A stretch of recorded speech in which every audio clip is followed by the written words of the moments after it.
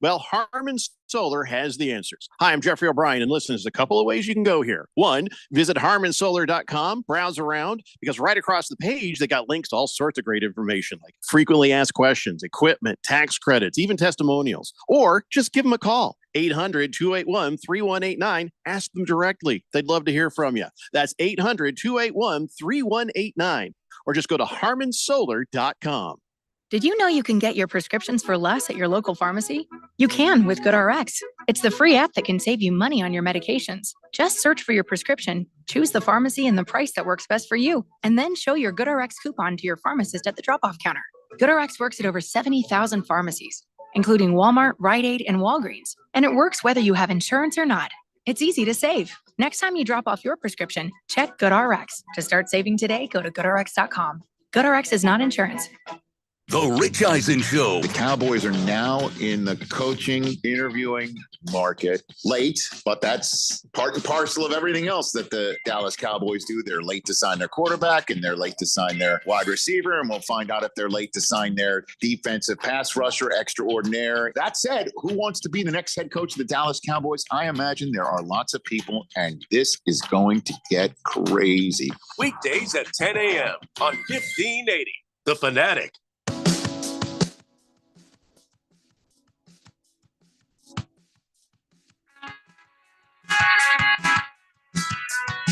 Welcome back to the Daily Blender as we are efforting our way through the next several hours until 6 tonight. Glad to have Ralph Romano and Phil Amrine here, Filthy Phil, to join Keon and myself on the Daily Blender. Yes, Jeffrey O'Brien on the road today. And I think he and Neil are going somewhere since he's on the road today because Neil likes to sing that song. Yeah, I thought they were going to some kind of a Renaissance fair together. Or something. It was some sort of a Renaissance. Well, you know, Jeffrey always wants to be the king of the Renaissance Festival. And I think Neil was going to be his horse. I was well, it could be. Yeah. 888-368-1580. Daily Blender on 1580 and 99.3 The Fanatic. The text line full of folks so far. Baker's Cocky Hen says, Spytech sounds like Brady learned a lot from Belichick. That's good. Interesting. That's good. Interesting. Robert from Surprise says Pete Carroll cheated at USC. I'm disappointed as a Raider fan. Once again, we got the thug. Oh my god! I've never known Pete to wear like the heavy jewelry and the. So you're saying that's not what makes a thug, but okay. Do that thug rap. I don't think you're a thug just because of in any of those things. I think it's what you act like. Not how you dress. Whether or not you cheat, but. Yeah. Then everybody was. Well, those guys that's the thing always, is like if you go after Pete Carroll for cheating, Pete got caught. Let me put it this way because I can't. That's how his career at Seahawks happened. Yeah, I can't name names because I'll be burned up and down the southeastern border of this United States. I covered the SEC. They're all cheating, man. Yeah. They're all cheating, man. I'm just telling you the stories that I have heard from the people who work in those programs. Everybody's cheating, man. now it's legal to cheat. Pete wasn't alone. Pete wasn't alone in the Pac-12. Well, now Pete wasn't alone in college football. Now don't do that. What Pete did at USC is all legal, so it wouldn't matter. Retroactively condemning him for something that everybody Pete Carroll and Jim Tressel and a bunch of guys from back in the day on apology. Oh, Jim Tressel. Yeah. They got run out of town, and now everybody just gets to hand kids money. Big Jake from the text line says Pete Carroll is one of the most underrated coaches of all time. He will absolutely turn around the Raiders day one. His way of coaching men is a winning formula, and his attitude is infectious. Agreed. Any player who played under him would run through a wall for him. I agree. I don't know about I would run through a wall for him. I love that guy. No kidding. Have you talked to him? I'm so happy for him today. It's not even funny. I'm excited. Oh, he's happy for you. And I think it's the Raiders have just the perfect opportunity lined up. Like I think that there were teams in the last coaching cycle. I don't know that they were a great fit for Pete. I think this organization and it's a perfect fit for both sides. I agree. Prison Wallet said, stifle at Big George. Ralph's one of the best parts of this show. The worst part is missing today. Thank God. He must be talking about, I don't know, Radio Ron? He's talking about Neil. Neil. Yeah. It's got to be. Gotta be. Walter Mellon says, testing. Is this a live show or am I listening to a podcast? I thought I heard Phil. No, you heard Phil. No, he's on the show today. Live and on the air. Look, it takes real talent to replace Jeffrey when he's gone. And that's why we don't have that. That's why we got 2 replacements, Wow. We're trying. I was trying to build you up, man. Does it? Does it really? Moist One says, Taylor Mays. Yeah, that's who it was. That was the other when the Seahawks were drafting, they took Earl Thomas over Taylor Mays. Yeah, exactly. Oh, speaking of Earl Thomas, he'd be one of the guys that wouldn't run through a wall for Pete Carroll. Oh, not at the Earl end. Thomas? Eventually. Eventually, yeah. Moist One also says, of course, Brady would bring in Spytek. Yes, okay. It's a funny joke. Yeah.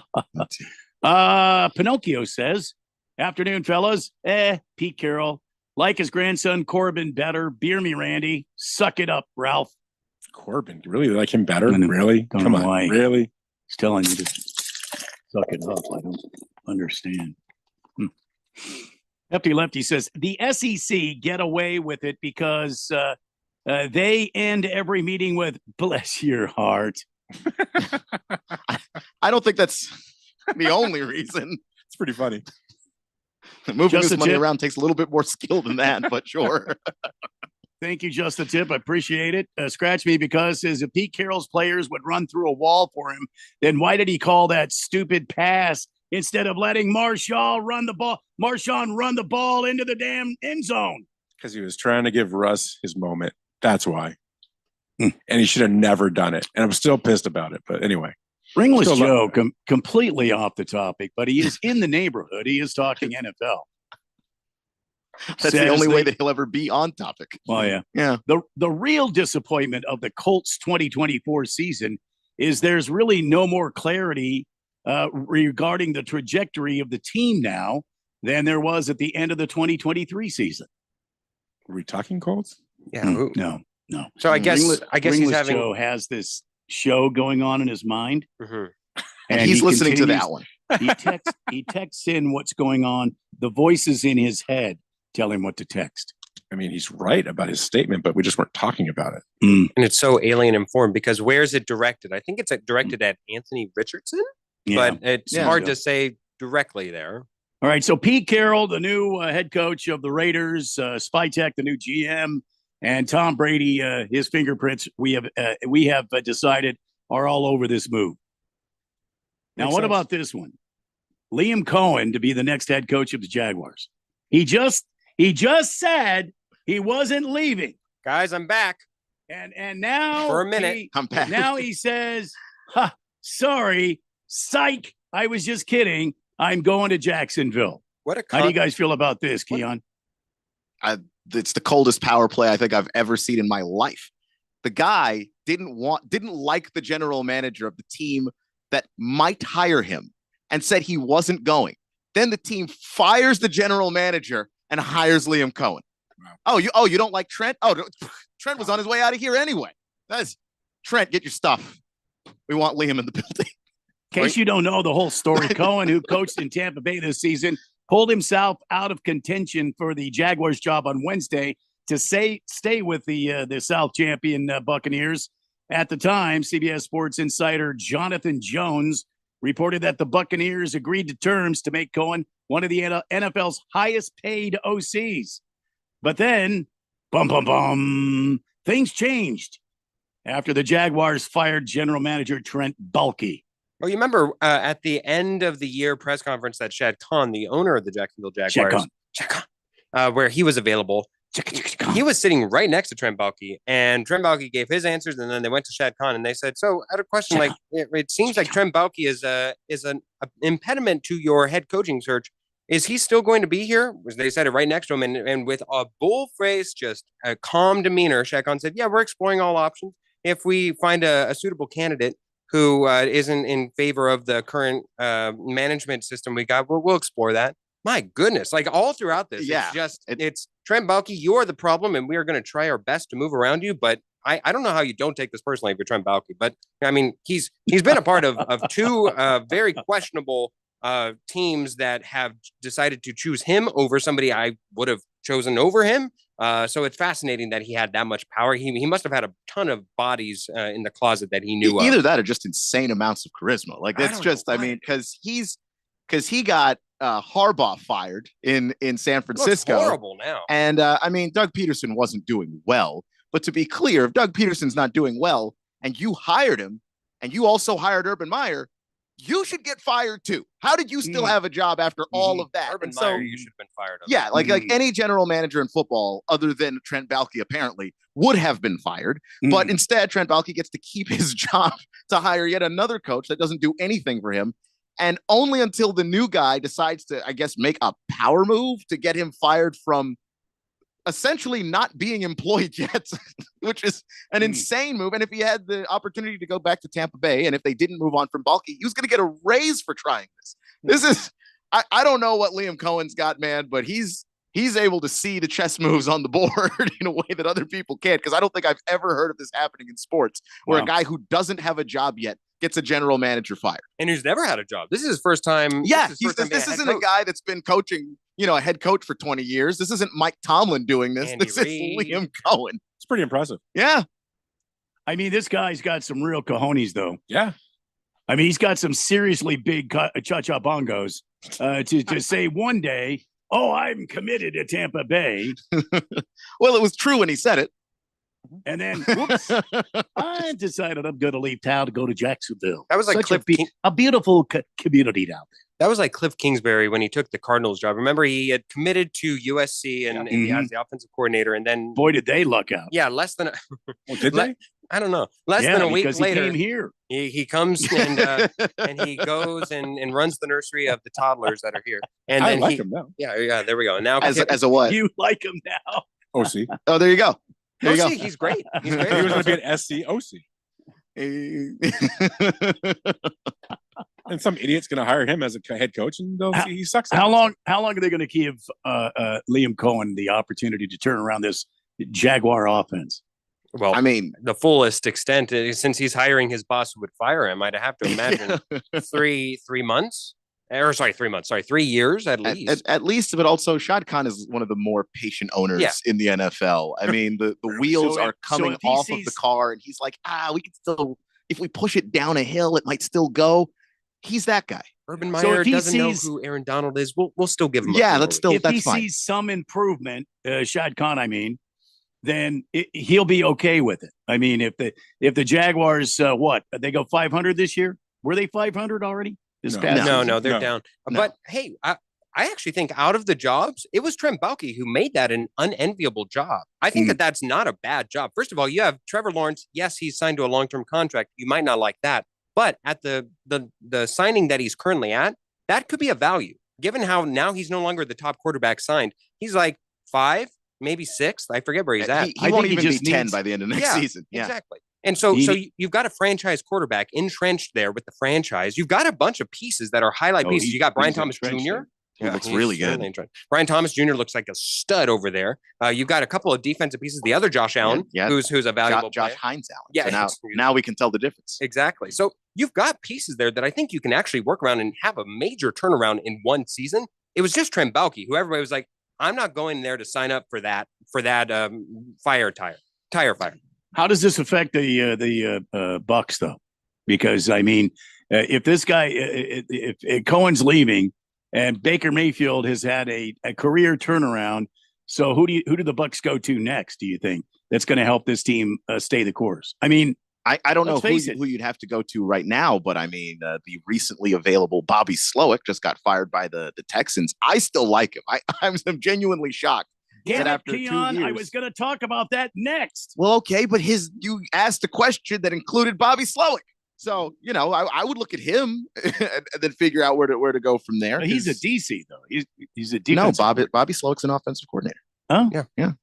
I thought he was a defensive coordinator. Question for you, Ralph. Is this an indictment on Baker Mayfield in a roundabout way? Because the last 2 offensive coordinators for Baker Mayfield have gotten head jobs in theory because they turned around Baker Mayfield's career, right? And so if you so don't believe that Baker Mayfield is justifiably as good as his numbers would suggest, Does that not mean that, wow, if they can make that work with Baker Mayfield, because it's certainly not Todd Bowles. Like, we're not looking at a Sean McVay coaching tree and like you're hoping that he's got the sauce as well. This is whoever is the offensive coordinator is pretty much running that show.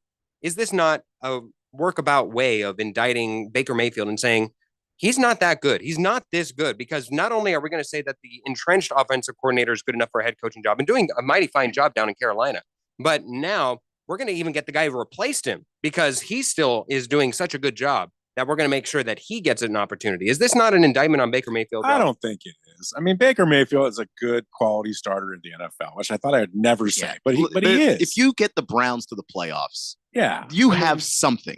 There isn't nothing there. And he, by the way, he was doing just fine with the Browns until he decided to play through a shoulder injury and a torn labrum, right? Like if he had not done that, if he had done what a normal person would do and not played, we wouldn't even look at Baker Mayfield as being a quote unquote bad quarterback. I don't think he was ever bad. Yeah, I agree. Carolina, you forget about that stint? It was Carolina. Has anybody looked good in Carolina? Bryce Young's looked all right. And he's only looked good relative to Bryce Young before. He's okay now. He's okay. That's true. Like, we're grading him on such a curve because the Bryce Young we originally saw was like, Jesus, what is happening there? Yeah. And now he looks like an actually passable quarterback. I actually like Bryce Young a lot. I think he's going to continue to, improve, trend upwards. But like, Carolina was that bad. And like, Andy Dalton started off great and he fell off in Carolina. They had Darnold in Carolina. Like, nobody that was there looked good while they were there, except for like McCaffrey, and he still had him when he was there. Yeah.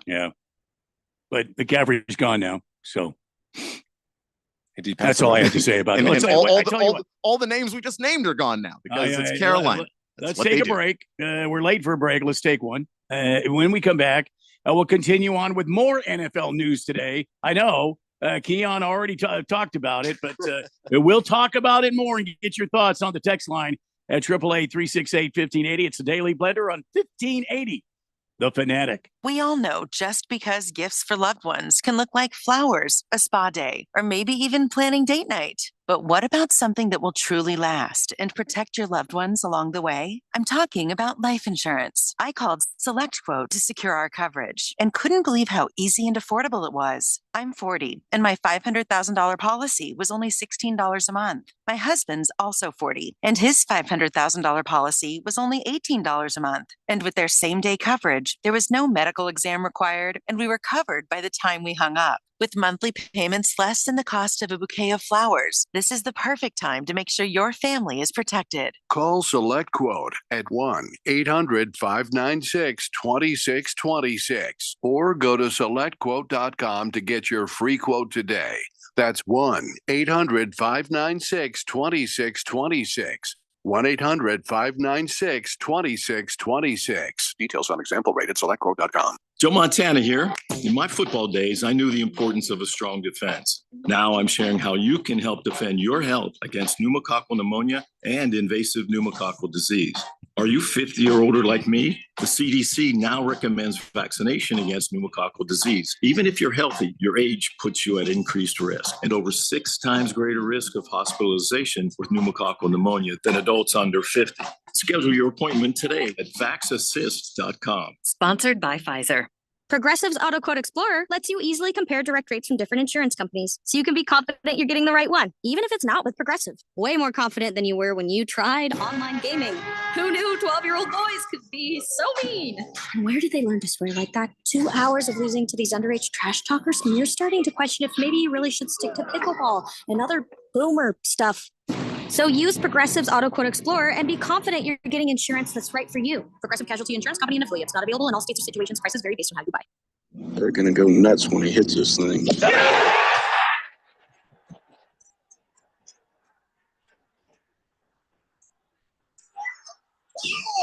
went in. The People's Open is back. See the PGA Tour's best tee it up at the 2025 WM Phoenix Open, February 3rd through the 9th at TPC Scottsdale. Get tournament and ticket info at WMPhoenixOpen.com. WMPhoenixOpen.com. I'm an Arizona truck driver. I deliver food, medicine, supplies, and hope. And during times of crisis, I support our communities. But every day I see people putting lives and families at risk. Distracted driving is deadly, period. Be aware, be safe, and visit sharetheroadaz.com and find tips on how to drive safely around trucks. This message is sponsored by the Arizona Trucking Association Foundation. Download the Fanatic app. News, scores, social media updates, and more on your smartphone, on your tablet. The free Fanatic app, available at the Google Play Store or the App Store and at 1580thefanatic.com.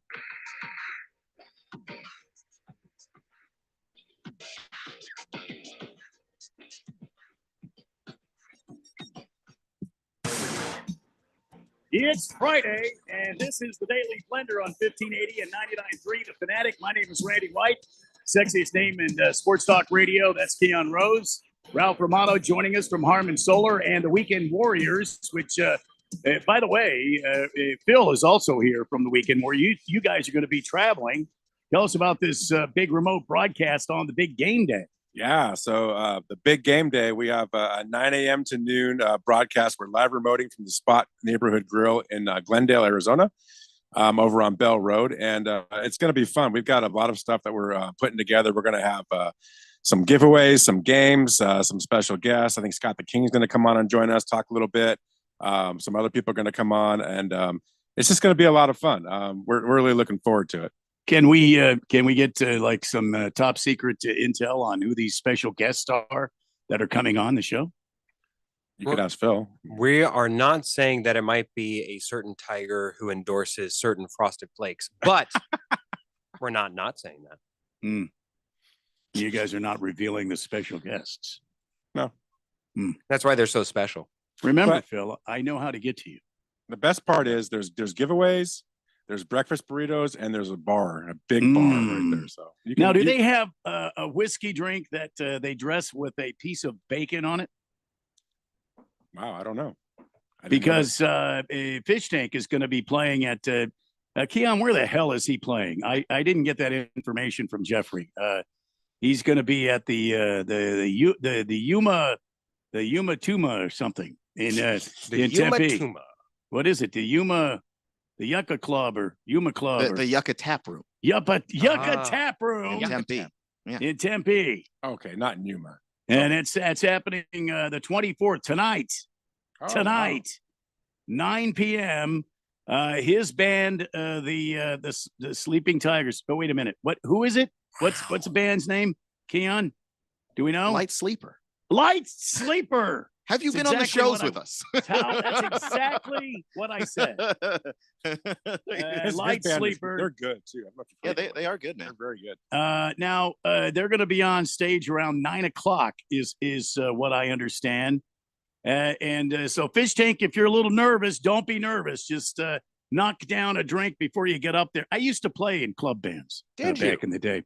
Yeah, I'm a drummer, and I played in many bands.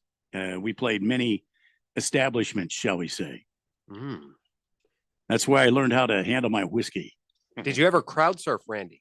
No, I'm a drummer. I don't get out front. That's for the measly guys out front. Did you ever sign a child or anything with a Sharpie?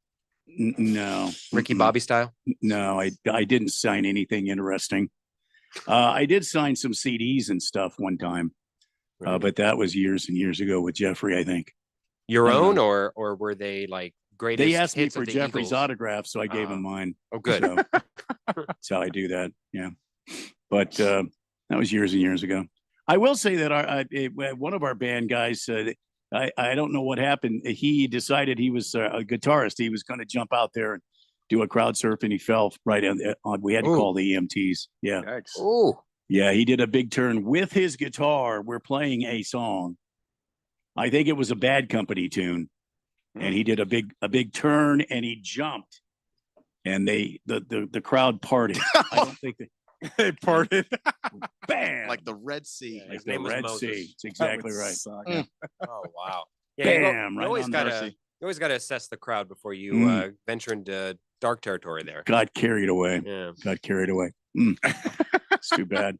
Anyway, 888-368-1580. Don't know what the hell I'm rambling about here, but it's a Friday and we're heading towards the 4 o'clock hour. Now the Texans have parted way with their offensive coordinator, Bobby Slowick. Good idea or bad idea on the Texans' parts, Keon? I think it was a bad idea.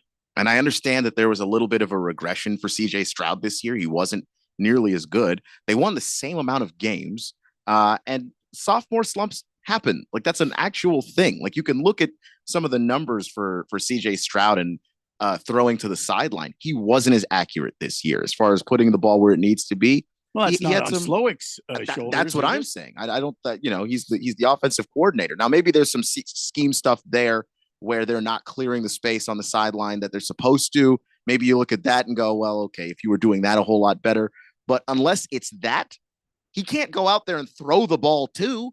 So he seemed like one of the more promising young offensive coordinators. I mean, this is a guy who last year was in that coaching conversation with guys like Ben Johnson, and Ben Johnson gets to have that Lions offense continue to elevate. The Texans kind of got stuck in neutral, and now Slowick, not only did he not get a head coaching job, and he only got one interview this cycle around, he no longer has his offensive coaching job, which is kind of crazy to me.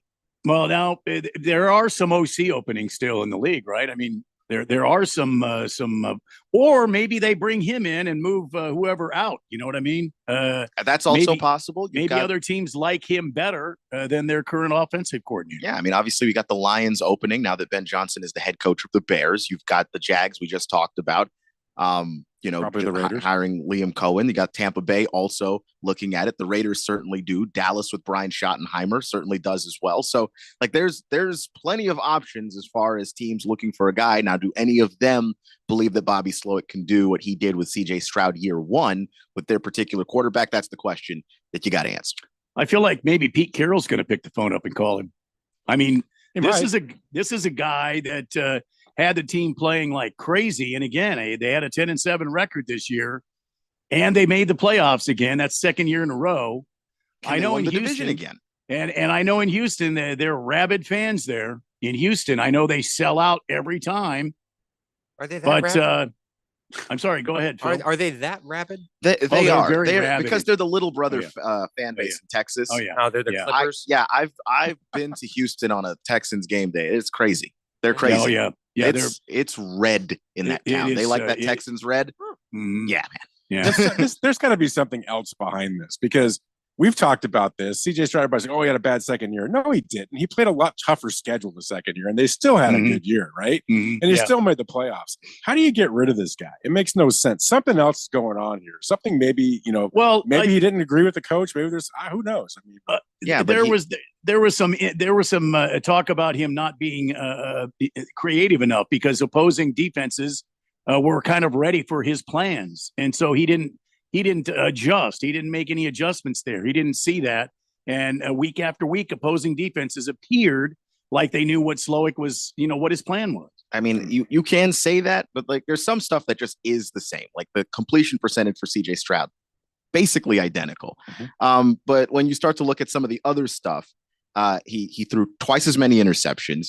He threw 50 fewer yards per game than he did. And by the end of the season, he threw 3 less touchdowns than he did the year before. So like, is that on Slowick or is that on Stroud? I think there's a mixture there. To Ralph's point, the schedule was tougher. You're playing better defenses. You're playing better teams. Like that seems to account for it too, because like the completion percentage is the same, right? And the yards per attempt is like a yard off. Like they're doing all right. But I do think that there's a reason and a rationale that one could make for them to take this move. Yes, do I think overall one bad year, one good year, the bad year overrides the good year? I don't know about that. But I would say to say that this was just an average bad year, I think goes a little bit far, especially when within your division, you've got 6 games against teams where 2 of them are in the top 5 picking. So I do have, one of them being the worst team in the entire league. I do have some thought that I can agree with this, even though, yes, he was a wonderkin the first year. I think that it especially telling that they also fired the offensive line coach for as well as Bobby Slowick, and everybody else was kind of up to the interpretation of the next offensive coordinator and whether or not they'll want to keep or let go of them, I think is very telling. And also whenever you look at CJ Stroud, he was getting pressure a lot of the time. And look at the detriment of this last Chiefs game and in the postseason. He got sacked a record amount of times. That is against a defensive line that many people seem to not have much faith in. Chiefs defense has no Pro Bowlers, has no All Pros, has nothing for it, and yet somehow the much ballyhooed defensive line for the Texans were mitigated, and the Chiefs were the one with the better defensive line of the day. I can understand where if you have a depleted wide receiver core, I can understand where the passing numbers come down. What I do not understand is why you are still in the middle of the pack with a Joe Mixon in your backfield who had a great year, but that was individually. As a team, you did not rush the ball more and in more creative spaces. Boy, I know if I had a Joe Mixon in my backfield, you know what I'm saying? I'm sure we're going to cue the call or the text from Moist One now. 888-368-1580. Baker's Cocky Hens text in and just simply says, R.I.P. McCaffrey. Did he die? Is that? Well, he's alive, but we'll see if his career is still. Rest in peace. Yeah, he's got tendonitis of the earlobes now. Chief Skull says, afternoon, guys. Thank God Infidel Phil shaved his beard and is back to baby-faced Phil. Did you have a beard, Phil? I did. But, today was the day. I said, no mas. Oh, you shaved it today? I did shave it. You didn't realize? It's like the first thing I noticed. I was like, wow. I'm like, wow, that's how lost I am, Phil. Yeah. I didn't even realize your beard was gone. Pete Carroll was that distracting for Ralph today. I spend every Sunday with you, and I didn't even realize. This is what the Raiders do to you, Ralph. They distract you from the important things. I guess I was so excited. I didn't even see it. Devil Hawk on the text line says, Joe Mixon can play in my backfield any day you want. Latino Leprechaun says, I see that the better third of the Weekend Warriors show is not here today. Where's Neil? He's my favorite. Weekend Warriors along with Ralph. He thought Jeffrey was going to be here and he was going to stand silently in a corner. So he decided to just stay home this time. Yeah. Big George on the text line. I see Ralph has already moved on from cheering for his Rams to cheering for his Seahawks again. Too bad the Seahawks won't ever amount to anything with Geno Smith at quarterback. That's a little harsh. I agree, though, on that last one. No, you don't. Be quiet. With that, we will Geno alone. Up hour one here on the Daily Blender. On this Friday, so much more to come. We've got some NFL rules that have changed and the NBA looking to venture into Europe. What? And we'll talk about that next hour here on the Daily Blender on 1580 and 99.3 The Fanatic. We all know just because gifts for loved ones can look like flowers, a spa day, or maybe even planning date night. But what about something that will truly last and protect your loved ones along the way? I'm talking about life insurance. I called SelectQuote to secure our coverage and couldn't believe how easy and affordable it was. I'm 40, and my $500,000 policy was only $16 a month. My husband's also 40, and his $500,000 policy was only $18 a month. And with their same-day coverage, there was no medical exam required, and we were covered by the time we hung up. With monthly payments less than the cost of a bouquet of flowers, this is the perfect time to make sure your family is protected. Call SelectQuote at 1-800-596-2626 or go to SelectQuote.com to get your free quote today. That's 1-800-596-2626. 1-800-596-2626. Details on example rate at SelectQuote.com. Did you know you can get your prescriptions for less at your local pharmacy? You can with GoodRx. It's the free app that can save you money on your medications. Just search for your prescription, choose the pharmacy and the price that works best for you, and then show your GoodRx coupon to your pharmacist at the drop-off counter. GoodRx works at over 70,000 pharmacies, including Walmart, Rite Aid, and Walgreens, and it works whether you have insurance or not. It's easy to save. Next time you drop off your prescription, check GoodRx. To start saving today, go to GoodRx.com. GoodRx is not insurance. Breaking news coming in from Bet365, where every nail-biting overtime win, breakaway, pick six, three-point shot, underdog win, buzzer beater, shootout, walk-off, and absolutely every play in between is amazing. From football to basketball and hockey to baseball, whatever the moment, it's never ordinary at Bet365. Gambling problem? Call 1-800-NEXT-STEP. 21 plus only, must be physically located in Arizona. Did you know that vitamins are your partners in health, not just inside, but outside too? These nutrients are key to our daily well-being. And for anyone who can get pregnant, folic acid is a must for preventing birth defects, helping you have a healthier pregnancy. The Arizona Department of Health Services is offering 3 months of free daily vitamins with folic acid. Power your health inside and out. Get your free vitamins at azdhs.gov/PowerMe A2C. Sponsored by the Arizona Department of Health Services. Your car is making a strange noise. No matter what it is, you can't just pretend it's not happening. That's an interesting sound. It's like your mental health. If you're struggling and feeling overwhelmed, it's important to do something about it. It can be as simple as talking to someone or just taking a deep, calming breath to ground yourself. Because once you start to address the problem, you can go so much further. The Huntsman Mental Health Institute and the Ad Council have resources available for you at loveyourmindtoday.org. KQFN Tempe. Also transmitting on K257CD Phoenix at 99.3 FM and K240 EU Mountain Hills at 95.9 FM. All right, people, settle down. Because it's time. Time for what? Showtime. When does it start? Right now. 3, 2, 1. Let's get on with the show. Let's do it.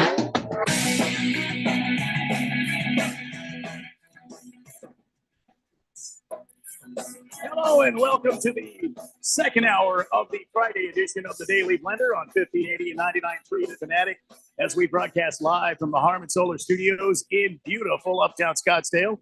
My name is Randy White. Right over there, the sexiest man in sports talk radio. That's Keon Rose.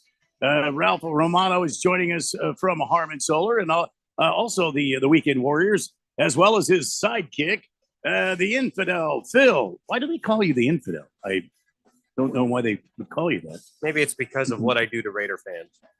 Wow. Is that what it is? I thought you were a Bronco fan. I am. Didn't know you were an infidel. Anyway, you are the fourth dimension texting in at 888-368-1580. Just like Just the Tip. Fish Tank asked me to jam sometime. I'm practicing so I don't suck so much. What do you play? Nice. Yeah. I guess the guitar? Yeah, I'm going to say guitar. Well, the best one to suck at is the saxophone. Oh, that's a lot of air control. Well, that's more blowing, that's isn't more it? blow than suck. Yeah, that's still you got to not know how to suck. suck so that way you can blow. It's a whole maneuver. Tell us about it, Phil. I'd rather not. No, I don't want to bore the people on a Good Friday. Plus, I think there might be some FCC regulations that we have to worry about. Perplexed. Devil Hawk. Joe Mixon can play in my backfield any day he wants. Joe Mixon, Devil Hawk, is a brutal running back. Wow. Ringless Joe on the text line, 888-368-1580, staying up with us right along here. It's wild to me that the Browns didn't see anything in Jameis Winston. Dude was a beast in that snow game, leaping into the end zone on a 4th and goal scramble. If the Browns would just do a lot of practice with him to reduce those interception percentage, he would be legitimately a great Browns franchise quarterback. He's a great team leader, too. He rallied that team to get 2 tough division wins against much more talented teams. Well, I certainly think that the Browns would have been in a much better overall position than where they ended up being had Jameis Winston been their quarterback from the beginning of the season to the end. They lost a lot of games in the beginning. By the time that they finally went to Jameis, they were all but dead. They were almost dead. They were like practically dead. If you ever seen The Princess Bride, they were almost dead, but not fully dead. And then eventually the losses caught up. Just my tip says drummers are my best friends. Well, good. Thank you. Congratulations. Ralph and I are drummers. I'm a drummer too. Am I your best friend? Yeah. Just a tip. Ralph Romano. Beating on the heads. Yo. It's 888-368-1580. Joe Witt issued a warning to Jalen Hurts. Okay, I want to discuss if this is just simply Joe Witt being stupid by putting out some billboard material, or if he's legitimately thinking, we're going to hit the snot out of Jalen Hurts. Jalen's going to hurt after he's done running the football against us. Was that a smart thing to do? I don't know if it was a smart thing to do, but it's not anything the man hasn't done or said all year long. He kind of is just this is I say exactly what I'm going to do kind of guy. When he's talking about his defenses, one of the things that he mentions often is how violently he wants his players to arrive at the football. And that's something that's not changed at all. He also mentioned that if Jalen Hurts is going to run the football, they're going to hit him like he's a running back. That's been something that they've made abundantly clear, especially now that he's dealing with the knee injury. He's not as mobile. I've seen some of the practice video for Jalen Hurts. So unless he's, acting and pretending, it doesn't look like he's as shifty as he normally is. Like, he is going to take some shots. And I think that the idea is to just discourage him beforehand from even trying to run. Now, whether or not it's going to work is one thing, but like, this is either an attempt at a mind game or a man who has always said, I want to hit people so hard that they are dislodged from the football. Those are his words, not mine. I'm quoting him almost verbatim. It's good. Now, that's just who he is. Now, Jalen Hurts had 70 yards the last time they met on 7 rushing attempts in Philadelphia's 28-22 win over the Rams last week. So the way he's talking, I hope it's not like it could be taken by the NFL, the No Fun League, that we're out to hurt Jalen Hurts. If he runs like a running back, we're going to put him out of the game. That they have to prove that the intention there is to put him out of the game. If all the hits are clean and legal, how can you say that? We're going to treat him. This is a quote. We're going to treat him like a running back, and we're going to hit him that way. So that's their decision if they want him to get hit the way he gets hit. If they don't, they'll keep him in the pocket. I don't think there's anything wrong with that. Yeah, he's just. I mean, this is basically him trying to basically mentally dominate the Eagles beforehand and make them play a version of football they don't actually play. The Jalen Hurts runs, and that's important to that offense when you have Saquon Barkley, because Jalen Hurts puts pressure on the defense in ways that open up avenues for Saquon to run through. If you force him to be a pocket passer, it makes it easier to play Jalen. It makes it easier to play Saquon and everybody else. See, to me, I don't think the Commanders or this defensive coordinator needs to say anything. Just let his game be what. Why would you issue a warning like this? And then what if they get stumped? You see what I'm saying? It's kind of like the guy that paints his face, gets the whole costume on, and then goes out there and watches his team lose a game. Now he's got to walk back to the car with all this garb on. Everybody's going to say something to him. Maybe, but he's the defensive coordinator. He's not just a fan. He's talking to those players. And what the idea basically is, and if you ask me, is he's been telling the guys this all week in practice. And then he went and told the media, I genuinely believe this is what we're doing. And to back it up, I'll tell the media this is exactly what we're doing. So Bobby Wagner and Frankie Louvu, you see him out there and he's running the football outside of the pocket, light him up. I'm not saying it's the best way to do it. I'm not against them lining him up. I'm not against that at all. Let me be clear. I'm just, but you put pressure on your own defense. You say you go out and make the plays. I believe in you guys enough that I'll tell them what you're doing. Wow. I think it's also telling too that that's where he's going. I mean, not a whisper, not a word about Saquon Barkley. And they're not going to say we're going to impose our will. We're going to make sure that Saquon Barkley wakes up the next day and feels what we did.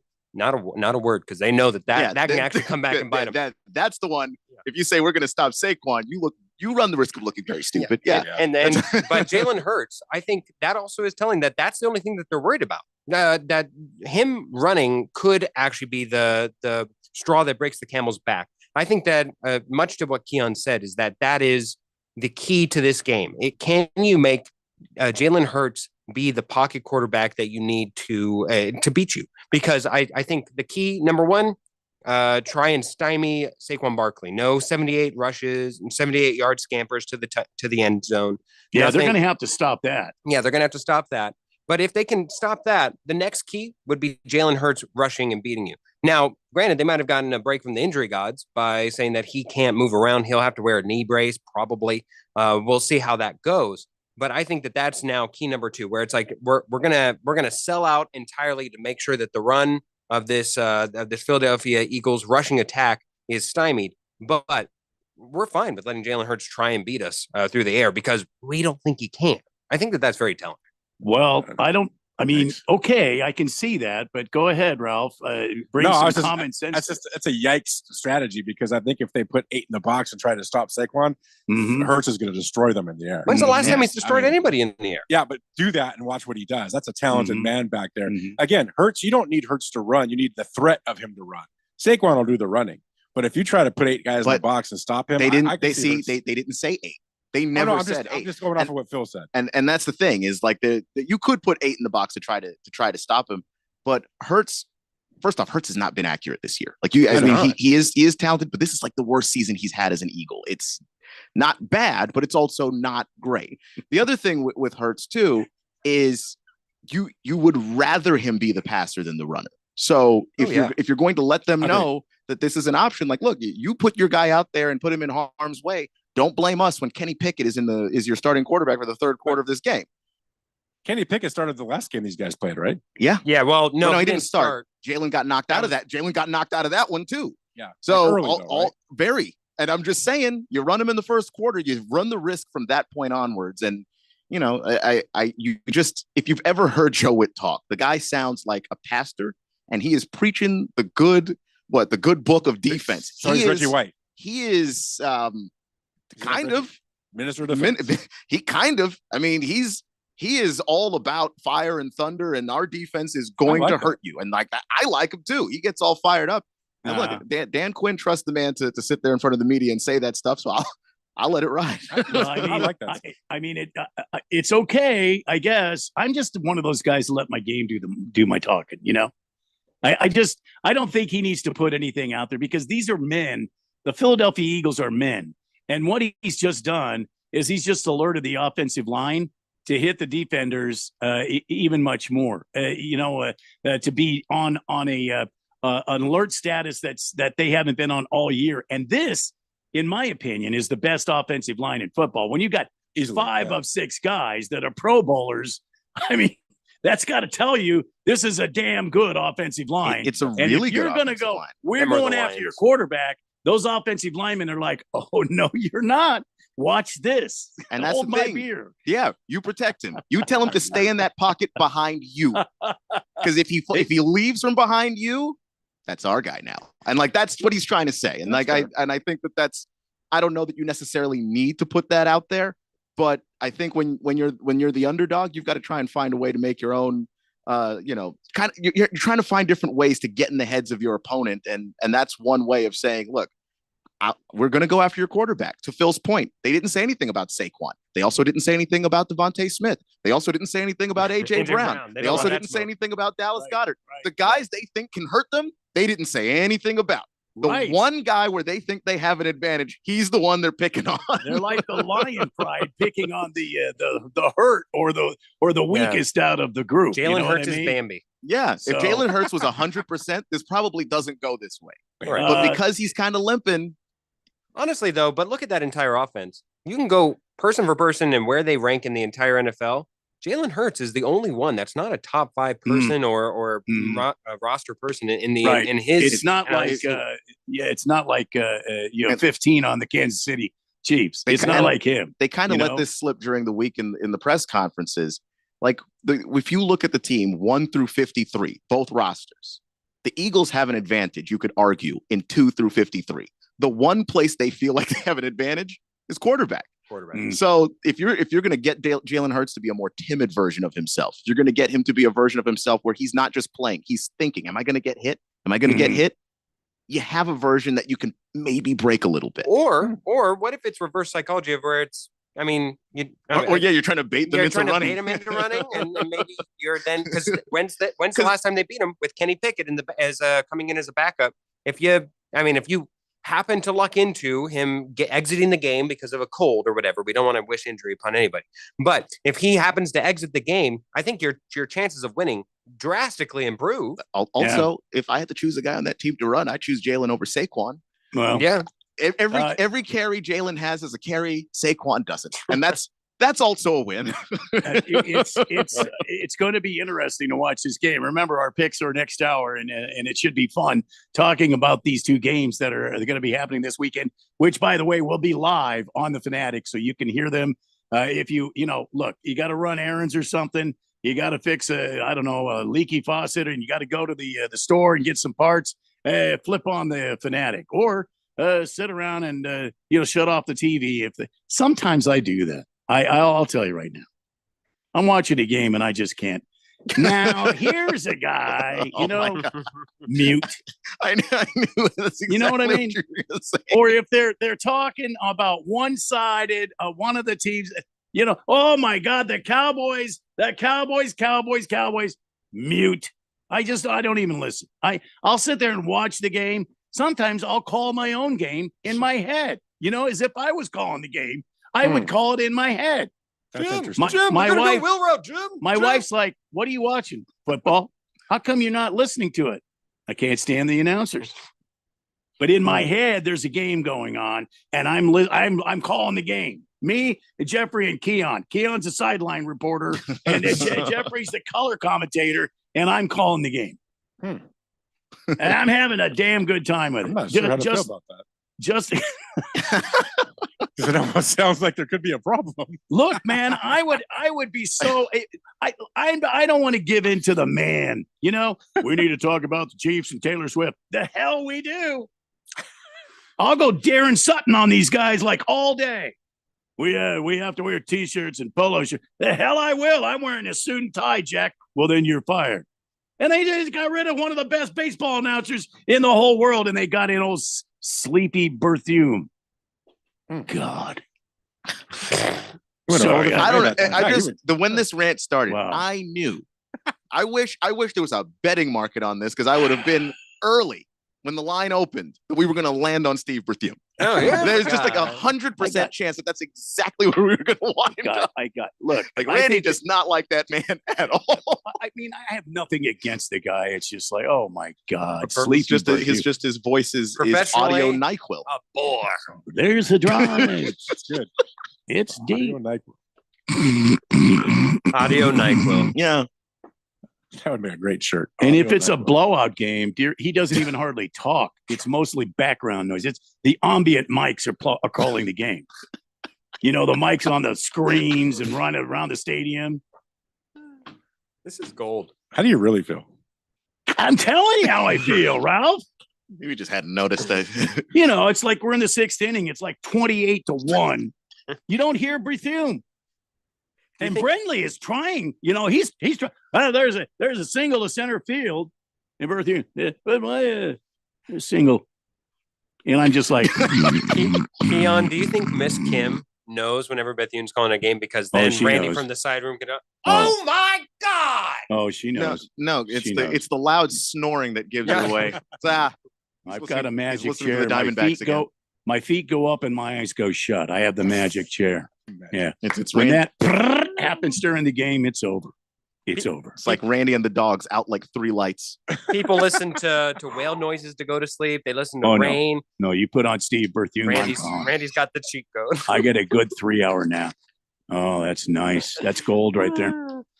888-368-1580. Let's take a break. When we come back, we'll talk more about the NFL. I've got your text on the text line in queue here.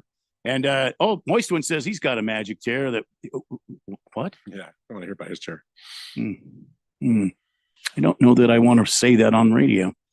888-368-1580.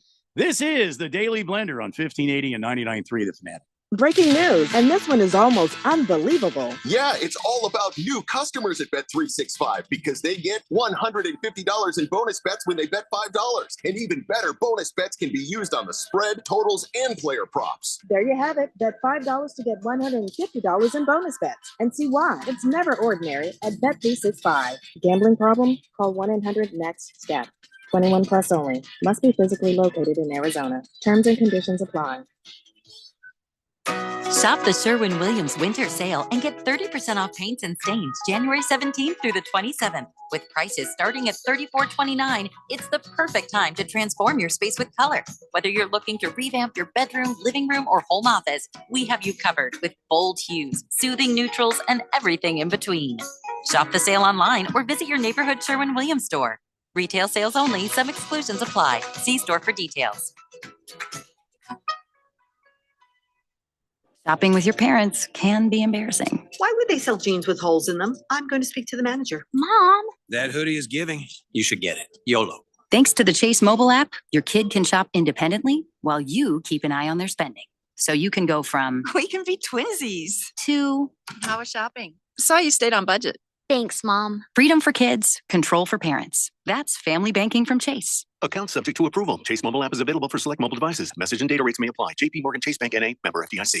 Make extra money daily from your sports betting? Dylan Cohen from Beat the Book here. You know, I'm always about finding ways to take sports betting to the next level. And that's exactly why I'm pumped to tell you about Edge Boost, the financial platform that pays you cash back to wager. Edge Boost is an online bank account that pays you for every deposit. With the Edge Boost Visa debit card, you're getting up to 0.5% cash back on all of your sportsbook, daily fantasy site, and casino transactions. That's free money back in your pocket just for doing what you're already doing. It's a no-brainer. Plus, your Edge Boost debit card starts with a $250,000 daily limit, and it will never be declined for gambling activity. They've got built-in tools to help you stay responsible, and there's absolutely no hidden fees or minimum required balances. So stop leaving money on the table. Visit edgeboost.bet to learn more and sign up today. That's edgeboost.bet. Once again, edgeboost.bet. The Rich Eisen Show. The reason why the Ravens look the way they look is because they may have the two best offensive players in the NFL, and they certainly have the best quarterback running back combination in the NFL. Lamar Jackson's out of his skull. And you'd look at the AP voters who voted for the All-Pro list. They are the same voters who will vote for the MVP, and they made Lamar Jackson first-team All-Pro quarterback, which means it looks like he's going to be the MVP. Weekdays at 10 a.m. on 1580. The Fanatic.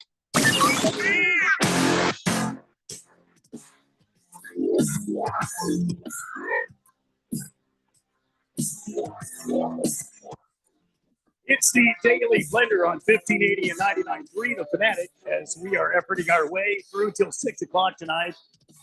In the sexiest man in sports talk radio, Keon Rhodes right over there, Ralph Romano, and Phil from the Daily Blend live from the Weekend Warriors have joined us on the show today. Jeffrey out today on the road again. I can't wait to get on the road again. See, now it still sounded better than Neil. I was just going to say that.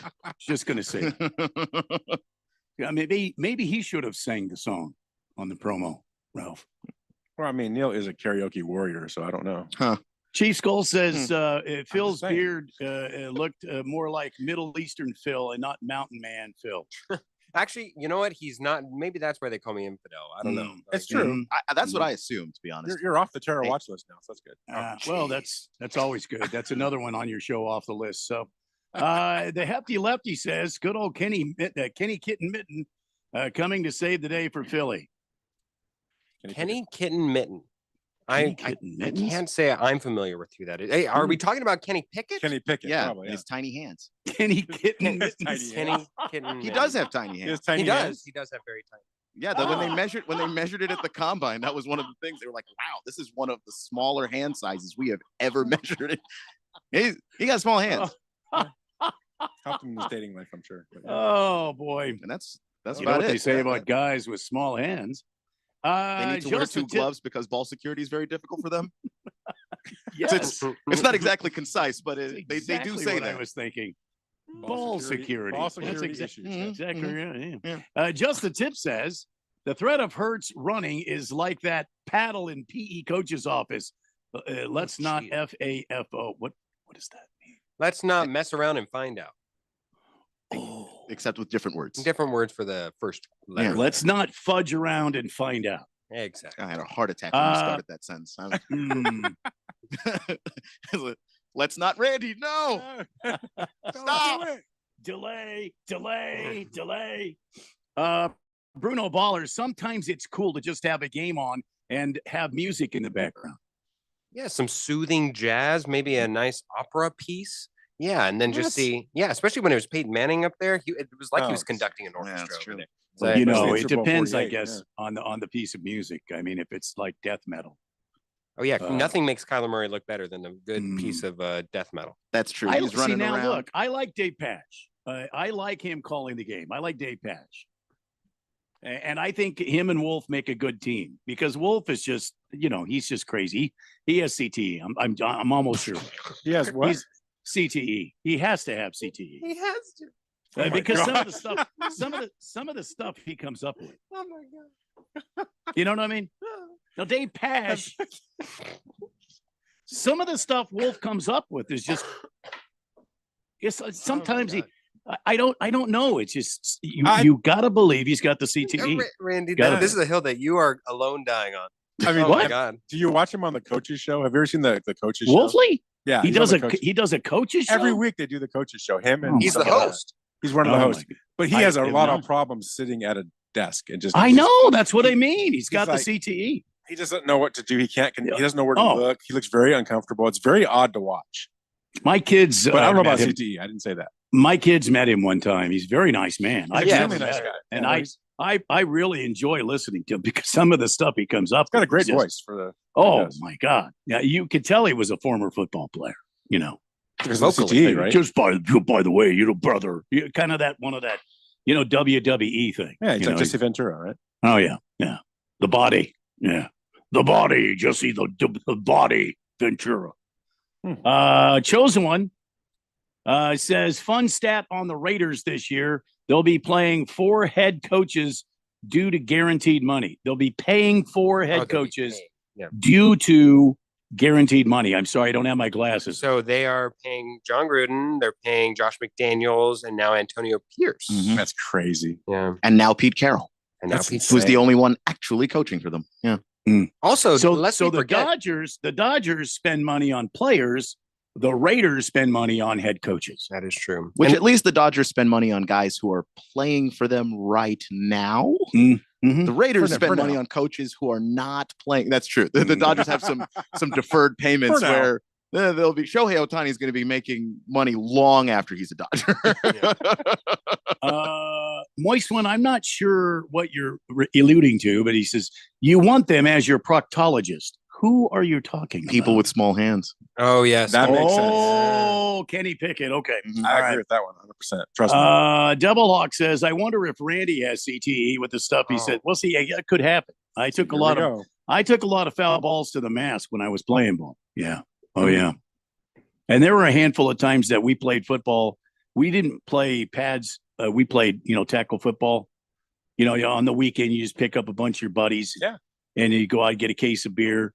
And then you go to some field and you mark it out and you'll tackle football. I mean, no, right, Ralph, you've done that. I've done that. Yeah, we just hit each other. And you have a lot of fun. It was a lot of fun when the public parks had irrigation and you go out in the irrigation with all the mud and the sewer water and you smell terrible for years. Oh, yeah. For years. Now that's how you grew up right there. Yeah. So we're the CTE generation. Keon, you ever done that? We all have CTE. You ever gone out there and wrestled in what was it? Play football in the mud, in the irrigation? Not in the irrigation. No, not in the irrigation. When I was a kid, we just had a little field across from all of our houses. So there wasn't any mud there. It was cold because we were in DC. But when it rained, though, right? Oh yeah. Had a friend who broke his arm when we were playing football. So the parents said we couldn't tackle anymore. So what we did was we played contact, which isn't much better than tackle. It's basically you just hit the bleep out of a guy. It's like as soon as you get there, you just lower your shoulder. And it doesn't help me any. I didn't weigh anything. I was the lightest person there. So I was a rag doll. All over the place. What was fun is when the older kids would play and you'd want to jump in and play, on the older kids team. And then you would be like sneak through. It was fun. You get like 5-on-5 and these guys are blocking each other and you're running the football as this, shorter, slighter kid. Austin Eckler. Yeah, just Yeah. squirting out. Just Phil, did you play touch football? I did. Okay. No, but no, I played in my high school. I was a lineman actually. Believe You it or was a not. lineman. I was a lineman. Believe it or You not. were. I was. I was a Were you center. guys 8-man football? What were you? I was No, practically you- 8 men. Yeah. I mean, one. how much did you weigh? I weighed close to 4. I was like 350, 4 bills. 375. Yeah. I've What? seen the picture. Yeah, Yeah. I've seen the picture that What? Phil showed me. The picture. I don't believe you. I'm like, me and he Ralph weighed- are making the same face right now. He Like, weighed you? about- He was a legit 4 bills. Yeah. Easy. You were 4 bills? Yeah. Yeah. Come Oh, yeah. on. I don't believe this. Yeah. You're like what, 5'9"? I prefer 6 on a good day, but 5'11". Yeah. 5'11", 4 bills. Yeah. Yeah. I need pictures. I'm sorry. Ralph is having a day. He's like, wait, you don't have a beard? Wait, you used to weigh a lot? At my heaviest, I never made it to 3. I'm trying to understand Yeah, I this mean- because I'm a little shorter than you, Phil. Yeah. Dude, you're, So, you're a tiny guy. I mean, you're not a big I loved dude. myself some Little Caesars. I don't know if I was hot, but I was sure ready to go. I got it. Wow. Wow. Just the Tip says going to college at NYC, we'd play tackle football in the middle of the buildings on the grass. Grass was hard as concrete. I'm sure I lost brain cells there. Holy jeez. Yeah. I've still got Ralph. You're Ralph's killing over me, there. dude. You're killing me. Ready to go. Speaking about old school football, by the way, just as an aside, how lucky are we to get another version 2.0 on Jim Harbaugh, Pete Carroll, actually version 3.0, college, NFC West that's rivals. true. I know people forgot about that. Pac-12, NFC West, and now AFC West. Yeah. Oh, yeah. Carroll Harbaugh again. Over under on handshakes between them and all their matchups coming up. Very tense handshakes. Yeah, 1.5 maybe. That first one's going to be a handshake.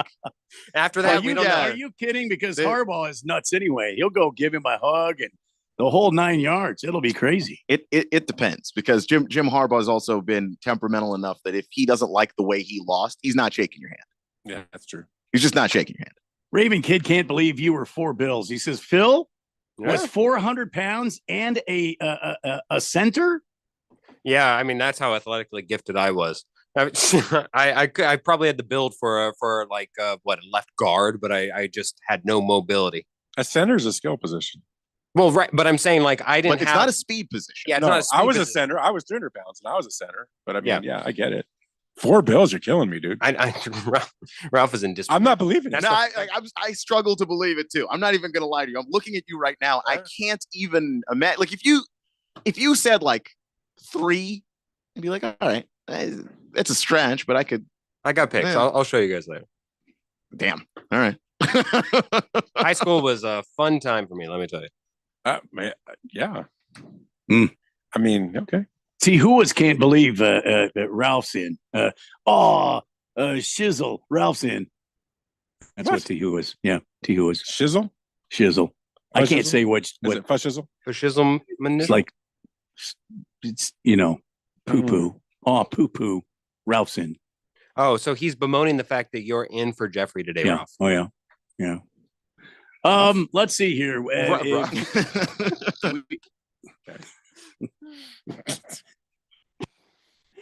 There's a knob. Use it. Yeah. I don't tell you. Could be Pash. You know. Yeah, there's a knob. You can just use that knob and you'll be fine. Hey, listen, it could be Steve Berthew.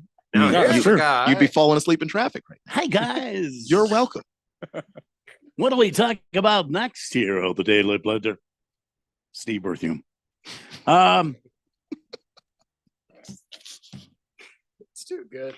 There's a drive. There's a drive. Oh, man. I got to reset, Phil. You just destroyed me, so I'm going to reset.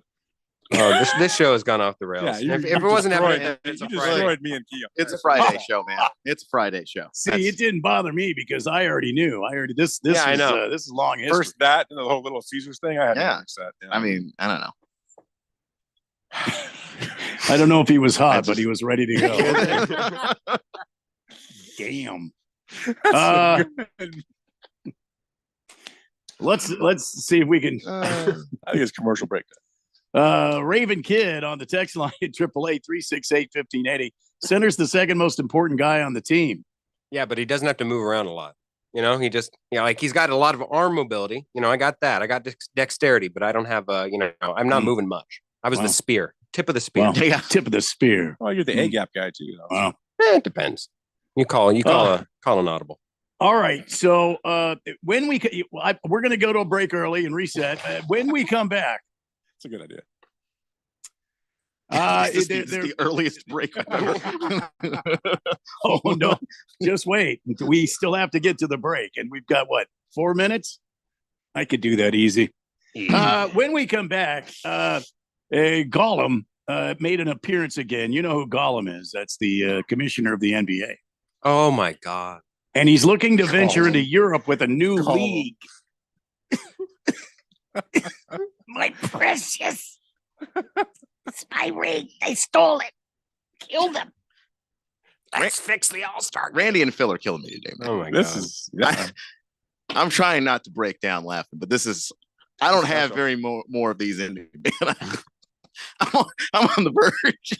Oh, come on, man. Don't push me because I'm close to the edge. That's what the song says, man. He is totally Gollum. I mean, look at him. That's why. That's why it's funny. You know why I hate it, but you're not wrong, Randy. You're not wrong. We're going to go to Europe, my precious. We're gonna talk about that coming up next here on the Daily Blender on 1580 and 99.3 The Fanatic.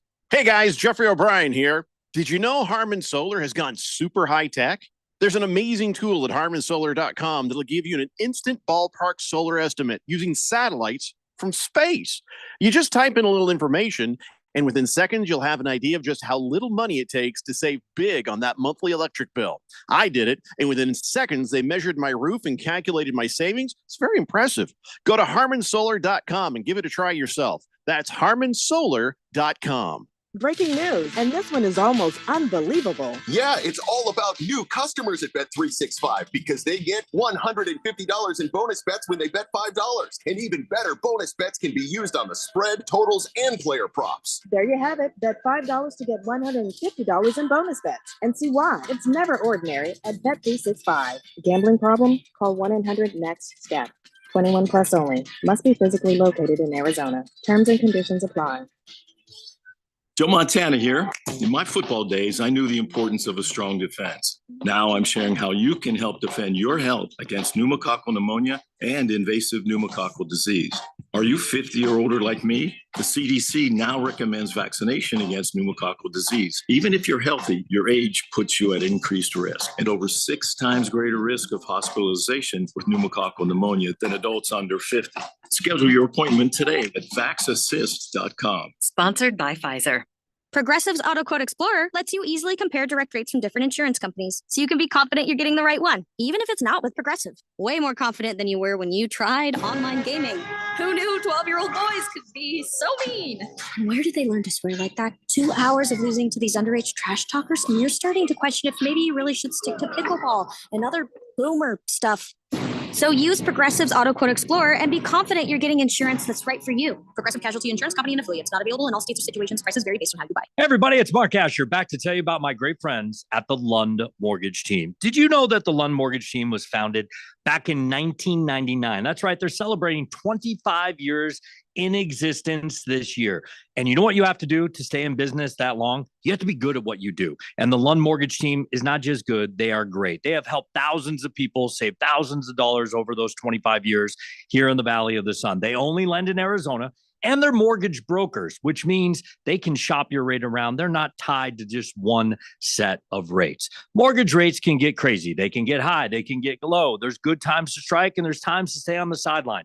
Let the Lund Mortgage Team be your coach, be your team leader when it comes to these huge decisions. Call 623-875-9940. That's 623-875-9940, or you can always check them out at lundmortgage.com. Great website with all the tools you need. Call them today. They're my great friends, and you'll love them. It's the Lund Mortgage Team.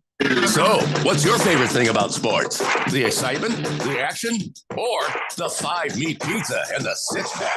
Bingo. That's what we thought. 1580 and 99.3 The Fanatic, and always on at 1580thefanatic.com.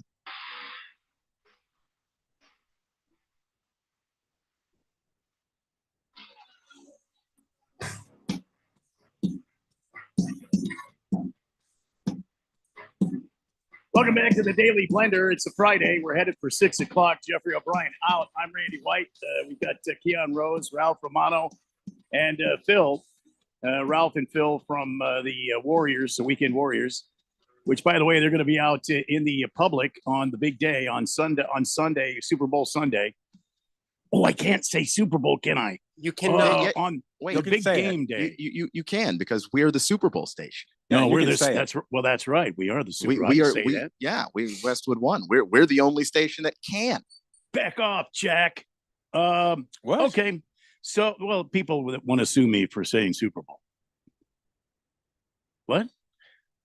Oh, no, nothing. Nothing. I know that. Are you still reeling from Phil's No. story? I was thinking about what he just said about yes, Super Bowl. but this is Super Bowl and Super Sunday are trademarked by the NFL, but you're right. We are the NFL station, which means we could actually use those words. We can. Yes, we can. Oh, interesting. Quite intriguing, isn't it, Ralph? That's intriguing for the ads Ralph, that we've been running. Yeah. When you it's come funny on that the nobody show, told you this. You see, No. we here at the Daily Blender, we always try to share information with the public. Are you glad you're here and you have just learned something new? I am, because I was going to change our ads because I was told they were trademarked. But if we're allowed to use them, that changes everything. Everything. I don't know if it changes anything for advertising purposes, but we can say it. Baseball cards are big. Ralph, do you have a baseball card collection? Huge. Phil? No, I do not. Keon? I actually have a basketball card collection. I have Really? I've got a multi-sport card collection. It's right behind me. I got a still little have football too, but a box of cards that I need to put back in my binders here and everything. But this 11-year-old young man has scored a one-of-a-kind baseball card featuring National League Rookie of the Year Paul Skeens, and he has turned down a trade offer from the Pittsburgh Pirates. Now, here's the trade. 2 Pirates season tickets behind home plate for the next 30 years.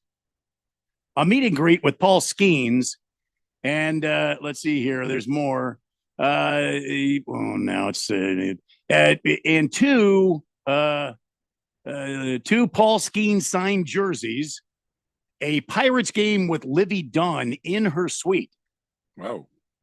Wow. His girlfriend. It's Paul Skeens' girlfriend. Yes, I yeah. don't know if you knew that. I mean, an 11-year-old? She's some sort of big hoity-toity gymnast. She's a gymnast from LSU, and she's all over social media. And then much more. It's just listed here on this X post. Much more. The company Topps on their X put this up, and the collector has chosen to send the card to auction with the Fanatics Collect instead, where it will be part of their March premiere auction. Smart. Yeah, of course. 3 words for you: up for auction. I don't care what package you can provide. There's no kidding. Because with the money I make from that auction, I could buy that whole experience. Yeah, everything. And still have money. And so it goes to auction. And what happens if Paul Skeens his value drops? He got, God forbid something happens to him. The card becomes useless. It won't by the time that this auction happens if it's going straight to auction right now. Now, if he was to hold it until Paul Skeens retires, then we can start talking. But right now is the time to strike gold. Talking about Pirates season tickets behind home plate for the next 30 years. Oh, well, that's $2 a piece. That's true. That's the Pirates. I mean, but it's just like it depends. And hopefully his parents just kind of did the what's the estimated value of what the Pirates offered, because and he's 11. Go ahead. If you can make more than that, you could just buy that experience and then still have money. And he's 11 years old, and he's going to be in Livy Dunn's suite during the game with Livy Dunn. That's if he even likes Livy Dunn. At 11 years old, he could hit on her all day. Yeah, but you know why he's up there with Livy Dunn? It's because she's the girlfriend of Paul Skeens. Yeah, but he's a taken woman, Randy. Now, is there a ring on that finger? Also, he's 11. He's 11. 11-year-olds don't care about that. Girls love 11-year-olds, man. Not like that. Yeah, not like that. And the thing is, when you're 11, it's not like that. It's not like that. I don't know. Anyway, this 11-year-old collector. They call him a collector. I think it's funny. They should just say he's an 11-year-old kid who lucked out. Who really got lucky. He's sitting in a room with a pipe, and an ascot on. Well, I've decided to give my card up for auction. Take your trivial stuff away. But apparently it's supposed to be auctioned for charity. The card. It didn't say that. Yeah, it just came out like three hours ago via who are we talking? MLB.com. So we can trust that. Yeah. Let me see if I can read more. But it's essentially teamed up earlier this month to raise money to help those impacted by the wildfires in Los Angeles through an LA Strong collection. Dude, take the card back. Don't. Wow. Wait for a real auction, man. Wait for a real auction. Well, maybe they're getting a piece of it, not the whole thing. The proceeds, the LA Strong proceeds are so. Yeah, we've seen a lot of cards fetch a lot of money lately. But I mean, what do you think? This is a one-of-one cards. It's a one-of-one debut patch card. And it is absolutely a valuable card. What's the estimated value? Do we know? I'm looking it up right now. I'm looking. I mean, are we talking $1 million card, or are we talking? Well, see, that's what I was going to ask you guys. Is he going to make $1 million off this card? Do you think this card? We've seen a lot of cards sell for a lot of money. Apparently, Topps has estimated the card's worth at 6 figures, so just under. Wow, just under $1 million. I mean, still at 11, you get $100,000 or 150 grand or 200 grand. Yeah, so this apparently one card. Perfect grade could bring the card's value to as high as $1 million. Wow, 11-year-old. That's dangerous. An 11-year-old with $1 million. First of all, if I'm 11 years old, I ain't giving my money to the LA Fires. Well, that's what I just said. I mean, pull the card back. That kid's gonna. Yeah, I don't see that. I mean, then again, I don't want season seats to the Pirates either. Well, I mean, maybe he's a Pirate fan. Devilhawk says, I'd take the suite with Livy Dunn and spit my mad game. Jeez. Oh, my goodness. I've got to snag her. My life would be worth it. But you were just saying earlier today you want Joe Mixon in your backfield. And I don't care. I don't care. Nobody involved in this show, on it or on the text line, has enough game for Livy Dunn. So go ahead and let that dream fly. I mean, it is especially when you were 11. I'm very especially happy. if you're 11. There's no way. I think Phil could score.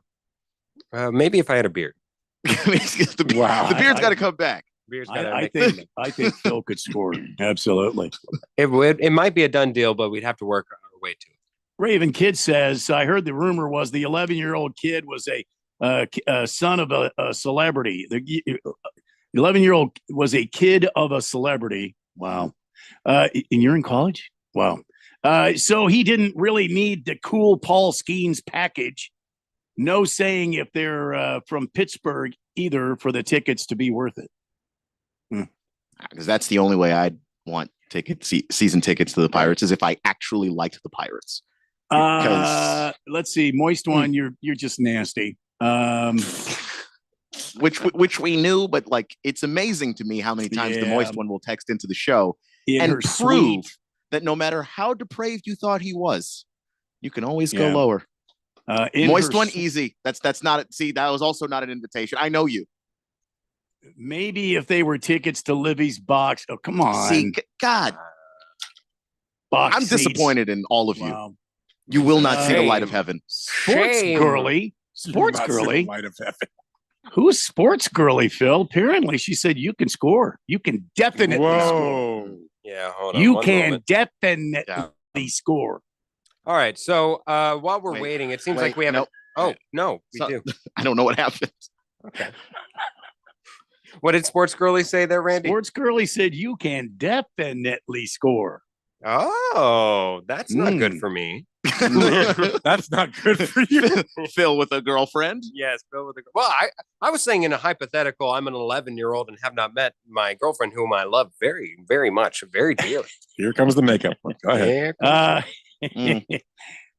Big George, official counsel of the Daily Blender, as official legal counsel for the Daily Blender, you are allowed to say Super Bowl Sunday since you are the official radio home of the Super Bowl in the Valley.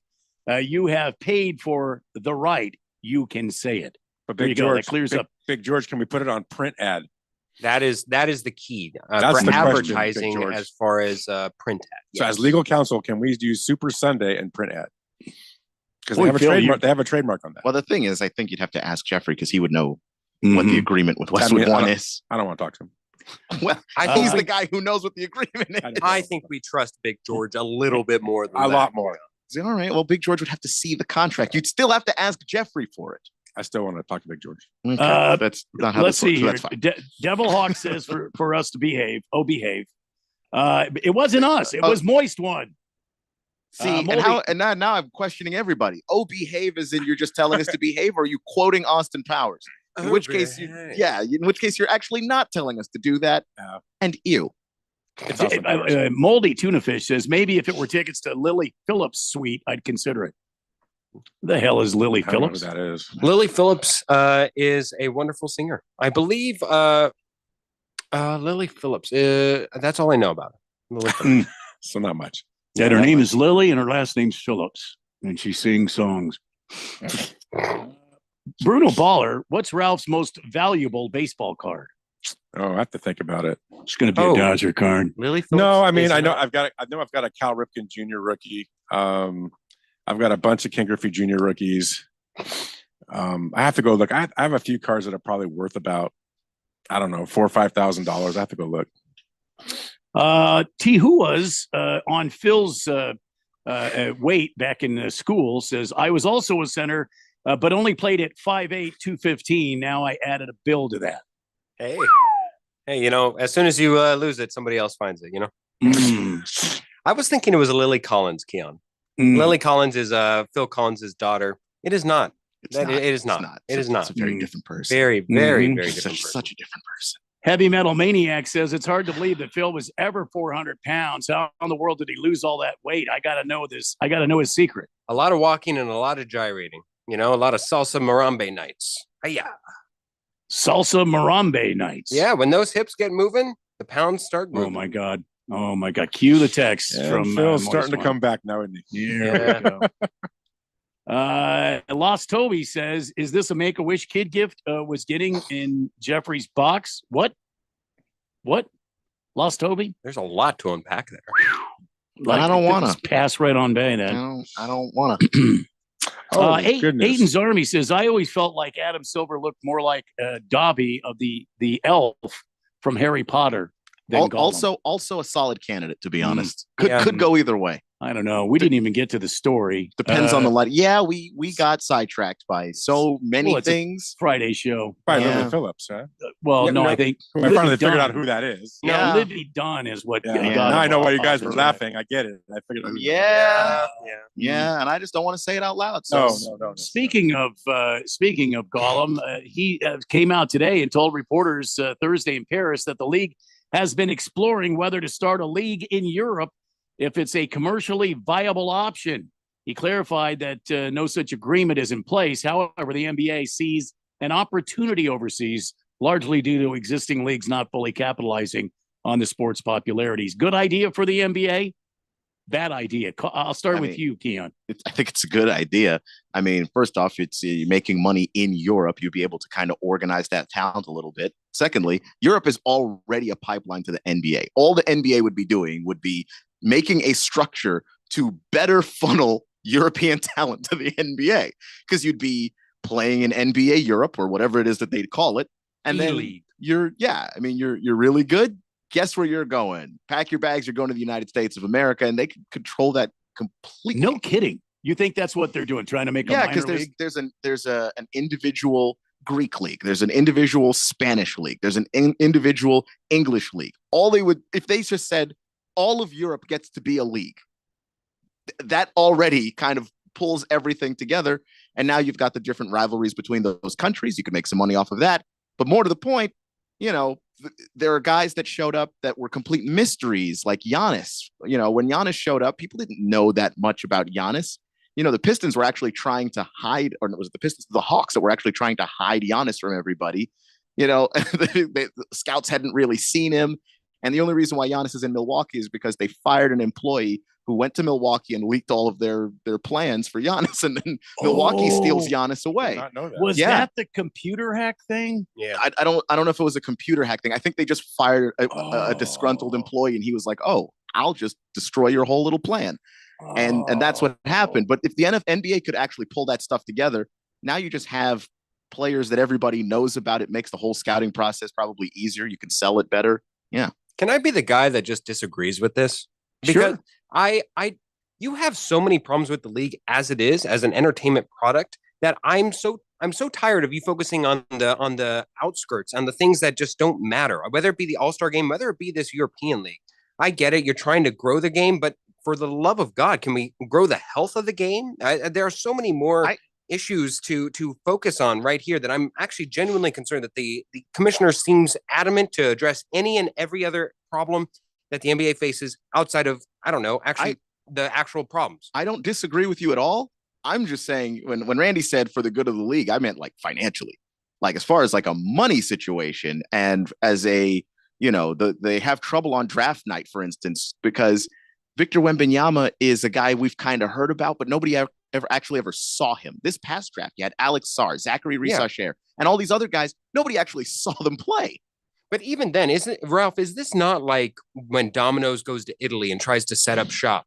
I feel like Europe already has their system. They already know where they're going with. I feel like if they're looking to profit and to monetize and not just be another G League, but like create a pipeline, if their actual goal is to create a monetarily functioning product in Europe, I feel like that's an exercise in failure. Isn't Europe already set up? I mean, like I know a guy that's in Germany who was university, but they don't not like the US. I mean, they have clubs and they have a bunch of leagues. They grab you at a young age and you play. It's like very professional. I mean, these guys are dedicated. This is what they do. Right? Luka went and they have a really cool system set up in Europe and how they do it. So, but I'm with Keon to where I think, financially, this is amazing for the NBA if they can pull it off.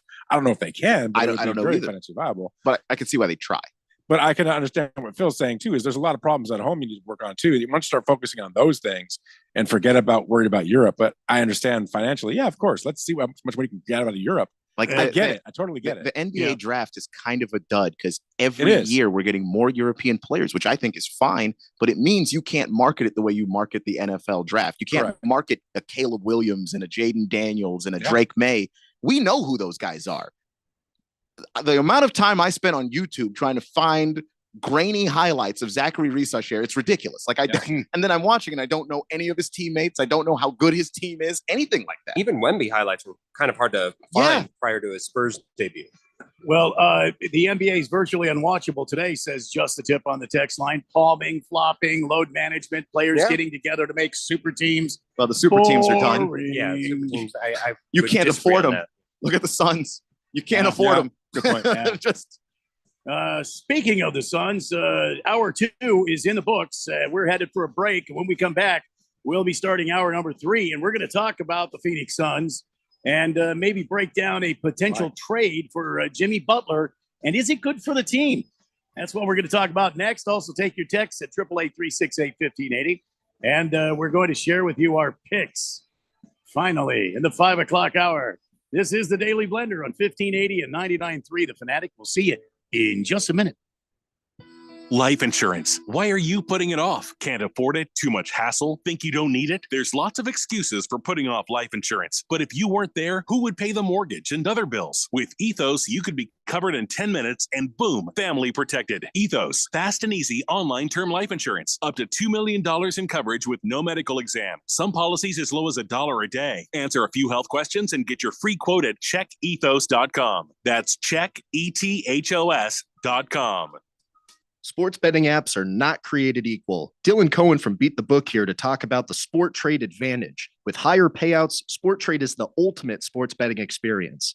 Sport Trade is the first sports betting app that gives you the option to see the odds expressed as probabilities, and it's changing in-game betting forever. If it's easier to understand 52% probability of winning versus minus 108 odds, then Sport Trade is for you. With this percent odds feature, cashing out now makes much more sense. As the win probability changes, so does the value of your bet. And if you're an experienced bettor and prefer American odds, you'll get pricing closer to minus 106 versus the normal minus 110, coupled with instant in-play betting. No more spinny wheels. So download Sport Trade today to see the difference and beat the book. Use promo code 1580 to earn 10% cash back on every bet you place in your first week. Terms apply. Sport Trade is regulated by the Arizona Department of Gaming. If you or someone you know has a gambling problem and wants help, call 1-800-NEXT-STEP. Do you hear that? Asthma triggers are everywhere, from dust mites, pet dander, and pollen to smog and smoke. An asthma attack can strike anywhere, anytime. Be prepared with quick-acting Primatene Mist. Clinically proven to open airways quickly. It's the #1 FDA-approved asthma inhaler available over the counter. Primatene Mist. Breathe easy again. Use as directed. Sponsored by Armstrong Pharmaceuticals.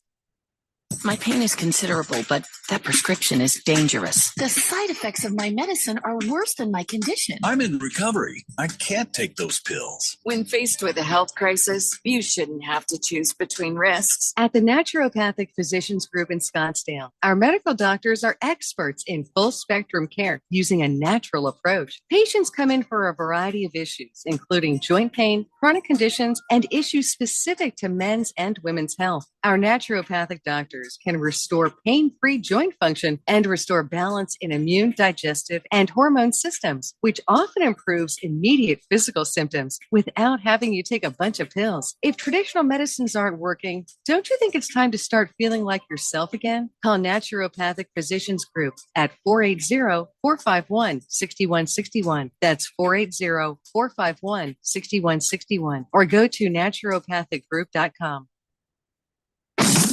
KQFN Tempe. Also transmitting on K257CD Phoenix at 99.3 FM and K240 EU Mountain Hills at 95.9 FM. It's time for the third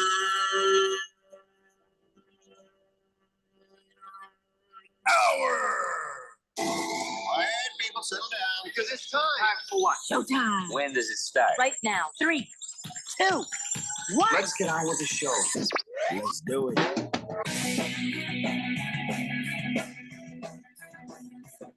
Welcome, everybody, to the third hour of the Daily Blender on 1580 and 99.3 The Fanatic. My name is Randy White. Right over there, that's the sexiest man in sports talk radio.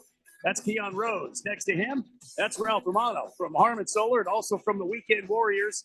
And we've got the infidel, Phil. Why do they call you the infidel? Wow. Anyway, and you are the fourth dimension, the most important part of our show. You're texting in at 888-368-1580. And Beer Bob texted in, and he says, I think the NBA commissioner looks more like Lord Voldemort or a large walking Q-tip. Wow. A large walking Q-tip is the perfect. Wow. It's just amazing. Everything is accurate. Literally, all of these things work. And I don't know. I don't know why. But he does, though. Wear a hat or something, man. Get some shades. Wear a hat. He just, God bless him. I hope there's nothing wrong with him because he looks so sickly. My precious. Yeah, that's what I got. When I see him. At this point, just see if a spray tan will work. Because, well, I mean, good. Anyway, we were talking NBA basketball in the last half of the show. Not half, the last segment. Speaking of NBA basketball, there has been a lot of rumors around the Phoenix Suns trying to get Jimmy Buckets from the Miami Heat. Yeah, no, I didn't die. I have this tickle in my. It just keeps. Maybe it's because I'm talking about the commissioner of the NBA, and he has some sort of subtle power, like he is Voldemort. You know what I mean? Yeah. Oh wow. He's putting a long range whose name hex shall not on be named. Randy White. He heard his name. Anyway, and there's been a lot of people talking about this trade, and is it good for the Suns? We're going to talk about it and break it down. But here is a potential trade for Jimmy Butler. Okay, so this is CBS Sports kind of worked this up. I think the trade was talked to or was written by Sam Quinn of CBS Sports. So this is not anything official. I'm not breaking any news. But he did say that there's a potential for this to be a 4-team trade. And he's also got another one worked out where it could be a 5-team trade. I want to talk about the first one because I find it incredibly interesting. Here's the trade that this guy put on in his article. The Heat would receive Chris Middleton, Bobby Portis, Ryan Dunn, 2027 first-round pick, least favorable of the Jazz, Timberwolves, and Cavaliers. Pistons receive Pat Connaughton, Marjan Beauchamp, or Beauchamp, if you like. I mean, it depends if you have poop on mustard or not. 2029 first-round pick, least favorable of Jazz, Timberwolves, and Cavaliers. Bucks receive Bradley Beal, 2025 first-round pick, least favorable of the Timberwolves and Cavaliers. Suns receive Jimmy Butler. All right, Keon, break it down. How do you feel about that as a trade? I look, I would like that trade, but I don't know that it would actually happen in large part because the Bucks have said that they're out of the Bradley Beal business. They don't want in on this at all. And Chris Middleton's not playing well. That's the reason why I would like it for the Bucks is that Beal could come in. He would take Middleton's spot in the lineup, and I think that he would play better just because Middleton, after the series of injuries that he's had and tried to recover from, he just doesn't look like the same player that he used to look like. And I think that Beal could probably be a big help to them. The Suns would get what they want in Jimmy Butler. The Pistons would be able to get Pat Connaughton in particular because they need guard help as well. And then in Miami, getting Chris Middleton is a guy that they could probably take a gamble on. But I think the biggest ones would be Bobby Portis, Ryan Dunn. Those would be players that the Heat could use to build with moving forward. Plus, they'd get a couple of picks. The reason why this doesn't really feel like it works is because Chris Middleton and Pat Connaughton in particular are fan favorites from when they won the championship in 21. So this is one where I feel like the Bucks, as much as it could work for them, I don't think that the Bucks are actually interested in being a part of a trade like this. What do you think, Ralph?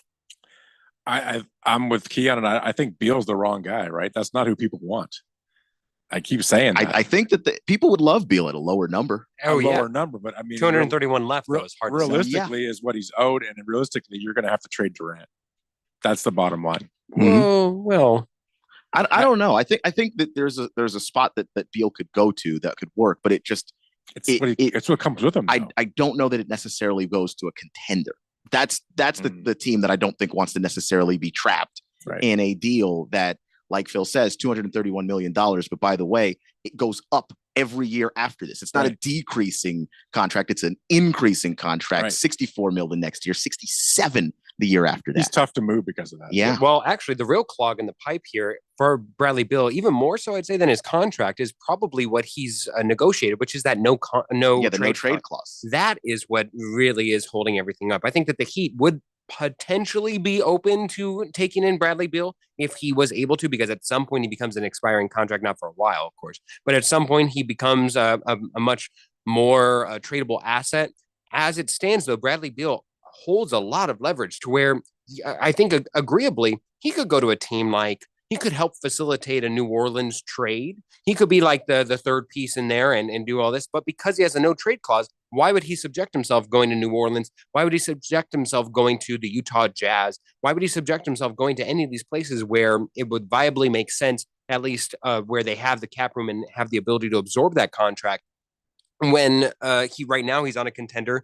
Say what you will about them wanting him out, he doesn't need to be forced out. He has a guaranteed contract and a no trade clause that it is just unenviable if you want to get rid of him later on down the line. So there were other trades that this guy worked out in his article. I want to maybe discuss this one. Another trade. This was a 5-team deal he came up with, where the Heat would receive Chris Middleton, Ryan Dunn, 2027 first-round pick. The Pistons would receive Bobby Portis and Marjan Beauchamp. The Raptors would receive Pat Connaughton, 2029 first-round pick. The Bucks receive Bradley Beal and a 2025 first-round pick. And then the Suns receive Jimmy Butler. What do you guys think about that? Keon, I'll start with you. It kind of has the same issue as the first one. It feels, yeah. But it does feel a little bit more realistic because you are spreading the assets out now more. So people have to give up less. And so they can get more specifically what they want. Again, don't know that the Bucks want Bradley Beal that bad. Like that's really what the hang up is here. Yeah. But you add the Pistons absolutely need help because they're actually looking like a playoff team this year. And I think they want to be able to make the playoffs. They want to be able to sell that to their fan base. and they need help at guard badly. Is this something, Ralph, that the Phoenix Suns need? Look, they've got an aging Kevin Durant. Everybody knows it. He still plays a hell of a game, and he is still one of those guys that he can be a key guy on any NBA team, and he has been for the Phoenix Suns. You still got you still have a Bradley Beal on, which I've been against this the whole time because I knew his history of being injured, and I didn't like the move, and I also knew it was a big dog contract. I mean, I don't know who pulled it. Was this an owner move to try to build a super team? I think it was, right? Yeah, absolutely. The move was absolutely an owner move, because if you look at the things that James Jones did before this, all of it was done long term. We're going to draft well. We're going to be really shrewd about how we even move in the second round of the draft and find gems there, which he did again this year, by the way. I don't think Jimmy Butler is the answer to their problems. Well, I'm not saying he's not, no disrespect to Jimmy Butler, but the problem they have is they don't have a leader. They don't have a leader, and they're not particularly deep. Now, Jimmy might solve the leader problem because he actually in a has bad way. Well, I don't know. In a bad way. He's never bad in the first year. Yeah, Jimmy blows up your team after a while. Year two? Yeah. Well, Year not even year two. Like year three. No, he has a track record that's clear enough that it's like, no, you get 2, maybe even 3 years of Jimmy, and then somewhere around year 3, year 4, he's blowing your entire organization to smithereens. The Suns are clearly making decisions in the short term. Well, and we've already heard Matt Ishbia says he's got a contract already made up for Jimmy Butler. That's what the rumor is, that he's got an extension ready to go. And I think which is all Jimmy really wants, a long-term deal. An enormous mistake for the Phoenix Suns. But he's making one after another. Just to be clear, all of this, even if you go all the way back to Durant, this has all been Matt Ishbia, because James Jones didn't move like this before Ishbia bought the team. Ishbia wants to win, and he wants to win now, and he's got that new owner, itis, where I've got to spend money, I've got to do whatever it takes to win, and you appreciate an owner who's going to be aggressive. But I think the lesson he's about to learn the hard way is that you can't buy championships in the NBA.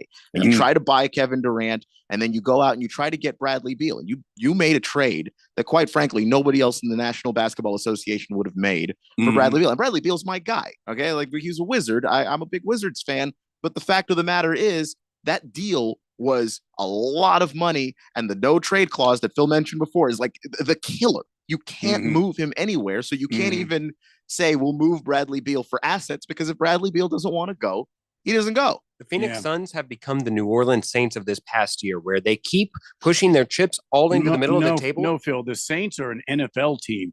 You mean the Pelicans? No, I know do he mean means the Saints. The Saints. Guys, Randy's screwing with you. But like, that's a great analogy. The Saints have so much money in cap or over the cap that they have to pay. They can't move ever. And they can't trade anybody. They can't sign anybody in free agency. They are trapped. And they refuse to acknowledge where they exist in the NFL hierarchy. They keep pushing all their chips in the middle and saying, we'll kick this can down the road. Yeah. Guys, you are no longer in championship contention. What are you going all in for? Yeah, we are. Derek Carr. Yeah. Was that a great idea? How did that work out? You were saying the Saints, and I think that's a good, that's a good comparison. But I also feel like it's the Rams too, in the Super Bowl. It was F them number 1 picks, and now they're kind of in trouble. They can't unload. Not anymore. And that's because they can't unload Matt Stafford. They clearly want to get rid of Matt. But they couldn't unload Matt Stafford, but part of it was they did rebuild. They had enough. They were able to get some picks back in the draft. They were able to admit where they were, lower their cap number, get some space to be able to go and get some talent. And now they made the playoffs this year. Randy, you're right. Wait, Randy, you're right, because a couple of years ago when you looked at the Rams, you went, holy crud, what did they do? Yeah. Now, they won their title, but then you thought, where are they going to go from here? But they were really good at what they did from there. And that's why they're not in bad shape.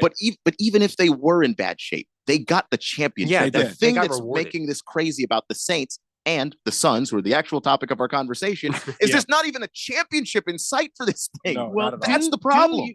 Do you think that, and Phil, I want to come to you because I noticed you wanted to say something. So hold that thought. You can do that, can't you? I can hold it. Okay. The thing about this is, do you believe this owner, Matt Ishbia, who's come in and spent, hundreds of millions of dollars trying to get this team to be the best team it can be, and once they win a championship, is he just obsessed with bringing the NBA championship to Phoenix with this team that's been around 50 some odd years and has come close, but hasn't been able to close the deal? Do you believe that's what Matt Ishbia is obsessing over, that first championship? I think Matt Ishbia is the perfect owner for an MLB team. Because he's Wow. because he's willing to spend the money and go above and beyond. The problem is that he's in a capped league of the NBA, where not only do you have a floor cap, but you also have a high end. And now it's becoming incredibly hard to field a roster around any super team. But yet he's stuck in this mentality that that's the only way to win, when that's not how the Phoenix Suns of recent dominance were built. That's not where they were prepped to go. And they are really setting themselves up for failure for years to go. Yes, do I believe Matt Ishbia wants a championship? Yes. I don't know if it's the right way to go about it. It'd be like saying that Robert Kraft is the wrong way to go for the NFL. Well, you know what? The patience does get rewarded. I understand that the Ravens may not be be a part of any dynasty, but I think much more NFL fans would rather be the Ravens and have that consistency, have that identity, have that formula of success, and be there year in, year out to get a bite at the apple, rather than just be the Falcons who just go all in and then seem to take 5 steps back, and then go all in and then go 5 steps back. Mm-hmm.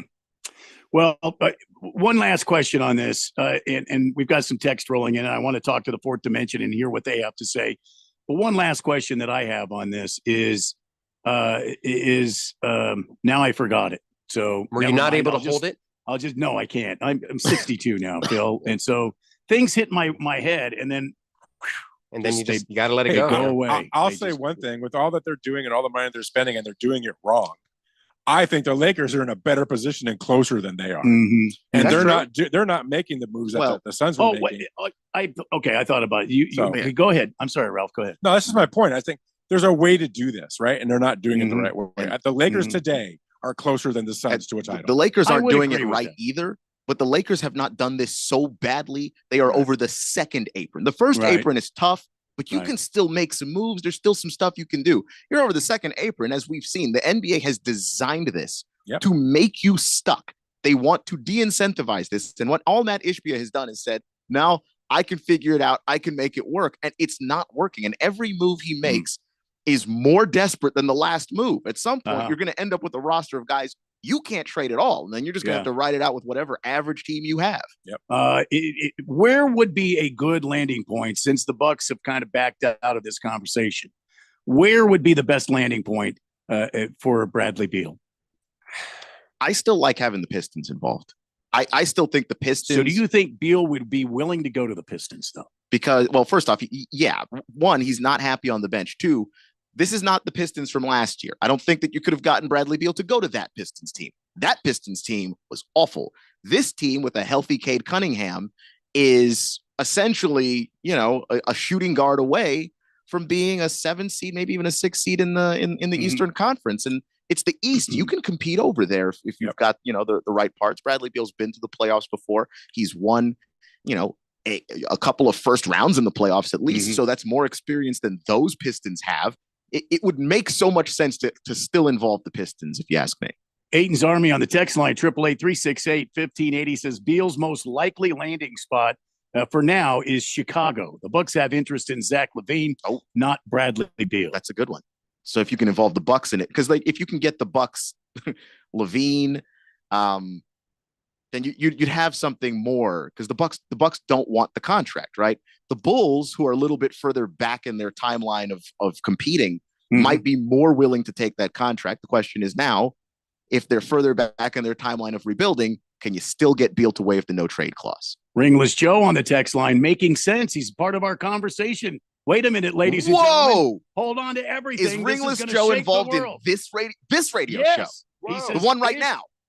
Ringless Joe says Ishbia has hit rock and he's still digging. Instead of a shovel, now he thinks the answer is an excavator. He's 100% right. Hey, it's true. That's 100% right. You're just watching Matt Ishbia, and it's I get it, but you are going to trap yourself in something that's terrible. Now he looks like because he's a finance guy. Like Matt Ishbia comes from the world of finance. He's a little reckless. He's a little brash. He's the guy that has to burn his hand to really learn. He just seems hell-bent on not like burning it a little. His palm is still on the stove and he's not lifting it. And it's just like, Matt, that's gonna leave a mark, man. You should probably Quiet Cannon on the text line will get us into a break here. Quiet Cannon says Ishbia looking for no, he didn't say that. That's the moist one. The moist one says Ishbia looking at buying the Minnesota Twins. That's interesting. He'd be great for them. Yeah, he'd be great. He'd throw money in every direction. Doesn't he live in Minnesota? That's where he lives, right? He's from Michigan, I think. Well, I know he's from Michigan, but I thought he lived in Minnesota. I couldn't tell you that. I guess. It's another M state, Michigan, Mississippi. Yeah, Minnesota, Mississippi. Whatever. All right, so more of your text around the corner, and we'll keep moving forward to 6 o'clock tonight. This is the Daily Blender on 1580 and 99.3 The Fanatic. This is Brent Musburger's Action Update on 1580 and 99.3 The Fanatic. Brought to you by GBank. Earn cashback rewards on every eligible gaming transaction. vsin.com/GBank. Subject to credit approval, terms and conditions apply. The latest odds on the two conference championship games in the NFL and the road to Super Bowl 59. In the NFC, Philadelphia will be hosting the Washington Commanders. The Eagles a 6-point home favorite, minus 280 on the money line. Washington plus 230 with the over-under of 47.5. Third meeting between the two teams with each winning at home during the season. Kansas City in the AFC title game for the 7th straight year. They're a 1.5 favorite over visiting Buffalo. The Bills are plus 105 on the money line. The Chiefs minus 125 with the over-under at 48.5. Kansas City has beaten Buffalo 3 straight times in the postseason. I'm Tony Desiri with your VSiN Action Update on 1580 and 99.3 The Fanatic. Hey, sports fans, this is Dylan Cohen. And I'm Keon Rose, and we're bringing you Beat the Book every weekday from 2 to 3 in the afternoon. So if you want the latest betting picks, advice, and analysis that's sharp as a knife. Or at least sharper than Dylan's last pick on the Cardinals. Oh, you've got jokes, huh? Well, maybe you're feeling bold now that your Commanders actually look decent this season. Hey, even a broken clock's right twice a day, right? Well, tune in to Beat the Book with us, Dylan Cohen and Keon Rose, every weekday from 2 to 3 on 1580 The Fanatic. Brought to you by Sport Trade, the newest sports book in Arizona. Joe Montana here. In my football days, I knew the importance of a strong defense. Now I'm sharing how you can help defend your health against pneumococcal pneumonia and invasive pneumococcal disease. Are you 50 or older like me? The CDC now recommends vaccination against pneumococcal disease. Even if you're healthy, your age puts you at increased risk and over 6 times greater risk of hospitalization with pneumococcal pneumonia than adults under 50. Schedule your appointment today at vaxassist.com. Sponsored by Pfizer. Make extra money daily from your sports betting? Dylan Cohen from Beat the Book here. I'm always about finding ways to take sports betting to the next level. And that's exactly why I'm pumped to tell you about Edge Boost, the financial platform that pays you cash back to wager. Edge Boost is an online bank account that pays you for every deposit. With the Edge Boost Visa debit card, you're getting up to 0.5% cash back on all of your sportsbook, daily fantasy site, and casino transactions. That's free money back in your pocket just for doing what you're already doing. It's a no-brainer. Plus, your Edge Boost debit card starts with a $250,000 daily limit, and it will never be declined for gambling activity. They've got built-in tools to help you stay responsible, and there's absolutely no hidden fees or minimum required balances. So stop leaving money on the table. Visit edgeboost.bet to learn more and sign up today. That's edgeboost.bet. Once again, edgeboost.bet. Are you having trouble hearing? Hearing loss can devastate the quality of your life. Now, there's an affordable fix for you or your loved one. Rated in the best hearing aids of 2024 by USA Today, Audion Hearing has the highest quality hearing aids at the lowest prices. Just $189. I actually like them better than my old $5,000 hearing aids. I could not believe how my hearing and life changed. Join over 500,000 happy customers by going to audionhearing.com. That's AUDIEN hearing.com. Catch all the action of NCAA men's basketball, starting with the game of the week. Got it!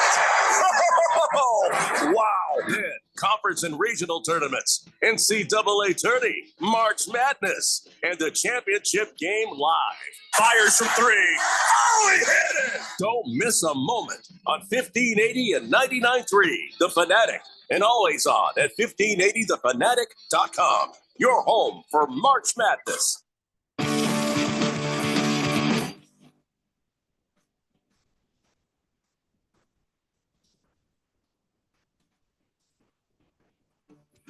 Welcome back to the Daily Blender here on 1580 and 99.3 The Fanatic. It's the Cook on the text line says, here it is in a nutshell. Suns don't need Butler, and Butler doesn't need the Suns. They need a power forward. Moves to make the Suns more competitive. Trade for Ben Simmons or Obi Toppin. I love Obi Toppin. I love Obi Toppin, but Ben Simmons. Yeah, trading for Ben Simmons is never the answer. That is the question. That is never the answer. Ben Simmons is if a Ponzi scheme were a person. Like just every year it's like, is this the year Ben Simmons is going to shoot threes? No, it's not. It's never the year Ben Simmons is going to shoot threes. Like it wasn't last year, like it wasn't the year before that. Is this the year Ben Simmons is going to finish an entire season? No, it's not. It never is. There's never been one of those. What are you talking about? What do you mean, Ben Simmons? Now you pissed Keon off. Ben Simmons playing out of. I'm not gonna lie. I don't like Ben Simmons. That's the nicest way I can say that. Make Kiss the Cook. Why you want to make Keon mad? I don't know. Quiet Cannon says until the Suns get a dominant center, they will not be relevant. The center is your fundamental building block, and I contend you have to draft those. They have gotten to the point in value in the NBA where if you have a good one, they don't leave. Ringless Joe with another coherent text. By the time Ishbia even realizes the damage that's been done, the Suns might be further from a championship than they were before he became owner. Fans are okay with the guy for now, but if you start to equate Ishbia's incompetent decisions with the team's lackluster performance, they'll turn on him quick. He manages and owns a team as if he's playing a game of Madden or college football, or like 2K. Yeah, where it's like, you're just going to make all the trades. But the problem is that in real life, you don't get a save point and get to just start back all over. You have to live with those ramifications and the deals that you've made. In fact, trading for Jimmy Butler is almost an admission that trading all that draft assets and everything for Bradley Beal was a failure, was a bad move. Let's see here. Kyle G on the text line. Sacramento or Memphis would be a great place for Bradley Beal, closer to playoffs to allow him to play the two guard off two young driving point guards. Sacramento, maybe. Memphis feels like that does not fit their scheme or their profile whatsoever. I mean, you put him next to Ja Morant. Right? Yeah. Mm-hmm. Yeah. I mean, they already have Desmond Bane, though. Yeah, I know. I was even thinking maybe San Antonio, but Memphis, no. Yeah, granted, Memphis would have the cap space to live with that contract. I wish the Phoenix Suns would never do anything nice for Sacramento. Nothing. I mean, not Sacramento. Giving them for San Antonio. Nothing. Zero. I understand that, but if don't even give them a damn locker room when they come here. Just put up some of those dividers and let those apes sit out there. All those guys are those mean guys that are always trying to take one of the Suns out. You just get like one of those divider things. You know what I mean? But Randy, the Spurs haven't been good enough to take the Suns out of anything in a very long time. Good, even better. You trade Beal to them. I don't know that fixes any of that for them either. I went to San Antonio one time to watch my son graduate the Air Force the basic training, and I was mad the whole time. And probably bored. No, I was mad. I like San Antonio. I grew up there partially. I went to high school in San Antonio. Well, I mean, how was the Red Lobster? How's the Red Lobster? The one. Listen, because if you go to any restaurant that's not a Mexican restaurant in San Antonio, what are you doing? Yeah.